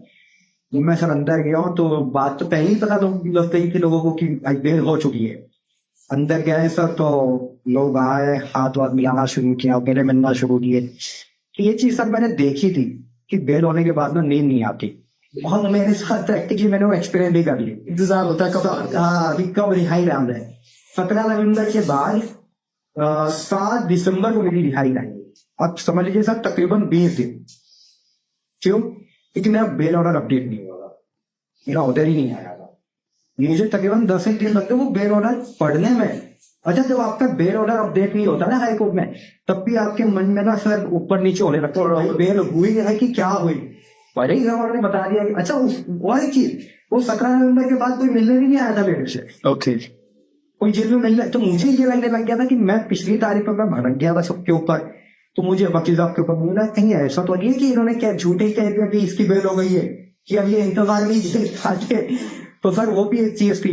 लेकिन फाइनली 10 एक दिन के बाद हाई कोर्ट के साइड पे वो मेरा बेल ऑर्डर अपडेट हो गया। आप कंफर्म हो गया कि खुशी खुशी के साथ मिलो। आप जब जेल से बाहर आए, हाँ तो वो इम्पैक्ट, क्योंकि आप जेल से तो बाहर आते हो, लेकिन आपने 3 साल गुजारे हैं, तो उसका इम्पैक्ट क्या होता है आपके ऊपर बाहर आने के बाद? सर इम्पैक्ट ऐसी होता है ना कि आप समझ लीजिए कि मैं बाहर तो आ गया, लेकिन बाहर आने के बाद वो चीजों को अडॉप्ट नहीं कर पा रहा था किसी भी तरीके से सोसाइटी को। क्योंकि मैं 3 साल से एक बंदिश में था। आप नहीं मानोगे, जब मैं पहली रात जब मैं घर गया हूँ ना, सवेरे मेरी रिहाई हुई थी, शाम को मेरी रिहाई आई थी, लेकिन विलम्ब में आई थी, तो सवेरे छोड़ा गया मंगलवार के दिन। जेल गया भी मंगलवार के दिन, छूटा भी मंगलवार पे ही। तो सवेरे के टाइम गया तो मैंने अपनी मम्मी को देखा सर। पहले तो जाते हुए पापा ने पूछा कुछ खाओगे वाओगे, मैंने कहा नहीं। मैंने कहा इतने समय के बाद जाओ, मम्मी की हाथ का खाना खाऊंगा। बिल्कुल। सर मेरी मम्मी डायलिसिस की पेशेंट है। मैंने मम्मी को देखा ना सर, शरीर पूरा फूक गया था उनका, पूरा फूक गया। वो मम्मी को देखते रो गया था मैं उस दिन। फिर मिलने वाले तो आ ही रहते मिलने के लिए, मतलब लोग तो इस तरह से करते हैं ना कि जैसे कोई है मेरी पास या जेल स्वीट आ रहे हैं, लोग आ रहे थे, सब मिल रहे थे, सिंपैथी दे रहे थे, अपनी एक्टिंग। मैं वो उस वक्त सर कुछ नहीं समझ रहा था। उस वक्त मैं क्या जीना चाहता था पता है? उस वक्त मैं अपने माँ बाप के साथ, अपने बेटे के साथ, अपने परिवार के साथ ना वो चीजें जीना चाहता था। घर वालों ने किस तरीके से सारी चीजें छीनी। 3 साल मैं उनके बगैर रहा, 3 साल वो मेरे से अलग थे। तो खुद जेल में गई? जो खुद जेल में थे, उतना समय उन्होंने काटा, सारी चीजें हुई सर। मैं फिर जो पहली रात थी जब मैं अपने घर पे जो मैंने मिठाई चोटने के बाद, आप नहीं मानोगे, मैं बेड पे सोया था और मैं नींद तो आ ही नहीं थी क्योंकि जेल वाली चीजें मेरे अंदर चल रही थी। सर मैं रात में 5 बजे उठ के खड़ा हो गया ऐसी, और मैं कह रहा हूँ 6 नंबर। क्यों? वो जेल में सवेरे रोज गिनती होती थी ना उठने के बाद, तो मेरे साथ वही चीज चल रही थी। वो तो 2-3 दिन तक चली। मैं सवेरे 5 बजे उठ के खड़ा हो जाता था घर के बाहर निकल के, और फिर ये लाइफ होता था अरे यार मैं तो जेल में हुई नहीं थी, मैं तो घर पे। हाँ ये इम्पैक्ट था सर। मैं तो घर के बाद, मैं तो अपने घर पे आ गया, अपने माँ बाप के साथ, अपने परिवार के साथ। तो ये चीजें हुई सर। फिर इसके बाद ऐसा हो गया कि ऐसा हो ही नहीं था, वाई चीजें याद आने लग गई मेरे को, बहुत सारी चीजें सर उस तरीके से हुई। फिर अच्छा एक चीज ये भी थी कि जैसे आपने कहा कि निकलने के बाद की जिंदगी कैसे थी सर, जेल में तो स्ट्रगल किया ही किया जो किया, निकलने के बाद भी वही चीज होगी। और जब आप समझिए, मैं जिस रूम में था ना, मैं जिस बेड पे सोता था, मैं जेल से छुट्टी का वही सोया। और रात में बहुत बार अब भी होता है, और तो भी होता है कभी कभार की वाइफ आती है सपने। इट्स और जब मैं छूट गया सर घर पे आ रहा तब भी आई थी, और उससे बात करता था। जेल में था तब भी आई थी। एक बार ऐसी हुआ था सर, तब तो मुझे जेल जाके शायद 1.5 महीने ही हुए थे। तो मतलब मैंने देखा समंदर है, मेरी वाइफ है, मेरी मम्मी है, वो समंदर क्रॉस करके मेरे पास आ गया, मेरी आँख खुल गई। तो ऐसी चीजें होती है मेरे साथ, वो कहीं ना कहीं मेरे से कनेक्ट करने की कोशिश करती है। और मैं हमेशा जब वो सपना हो जाता है ना, तो मैं अगले दिन ये सोचता हूँ कि अब ये जब आएगी तो मैं इसको ये पूछूंगा कि मैंने ये किया है। अब वो जो एक सवाल था कि हाँ, तभी तो सर हमेशा सवाल ही रह जाएगा ना मेरी जिंदगी में, वजह तो पता ही नहीं है।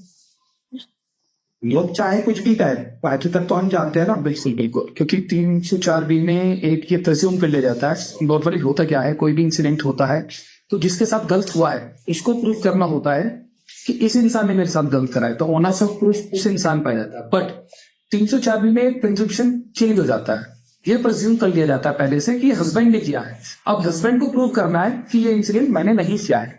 एक सब्सटेंशियल थिंग है जो इन केसेस में होती है। जी सर। और इसके बाद फिर कोर्ट की लड़ाई होती है, आपको कोर्ट जाना है, सब कुछ करना है।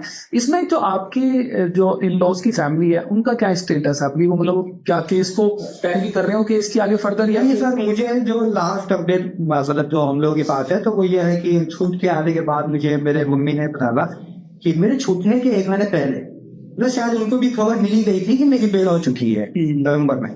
तो इन्होंने मेरी मतलब मदर इन्होंने मेरे पापा से मतलब कनेक्ट किया, बात हो रही थी। तो मतलब काफी रो रही थी वो, गिरा रही थी वो, मतलब ये कह रही थी मेरे पापा को कि भाई साहब कभी अगर आमना सामना हो गया तो नजर नहीं मिला पाऊंगी ये वो। मतलब उनको एक तरीके से ये चीज का कहते हैं ना कि मतलब एहसास हो चुका था कि उन्होंने गलत किया है जो भी किया है। बिल्कुल, मतलब उनके एक साथ एकदम हुआ वो किसके लिए तैयार नहीं थे। फिर उन्हें लगा कि नहीं इन्होंने किया होगा, हाँ। दो बार उन्होंने ना जाने कुछ, फिर लोग उन्हें इस तरीके से इंसिनुएट कर देते हैं। जो आसपास के लोग होते हैं कि बहू मारती है, इन्हें फंसाओ, ऐसे आप मतलब वो करो। तो उन्होंने इस वजह से तब तहस में आके नहीं इनको फंसाना पड़ेगा, हमें बच्चे की कस्टडी चाहिए, सब कुछ करा।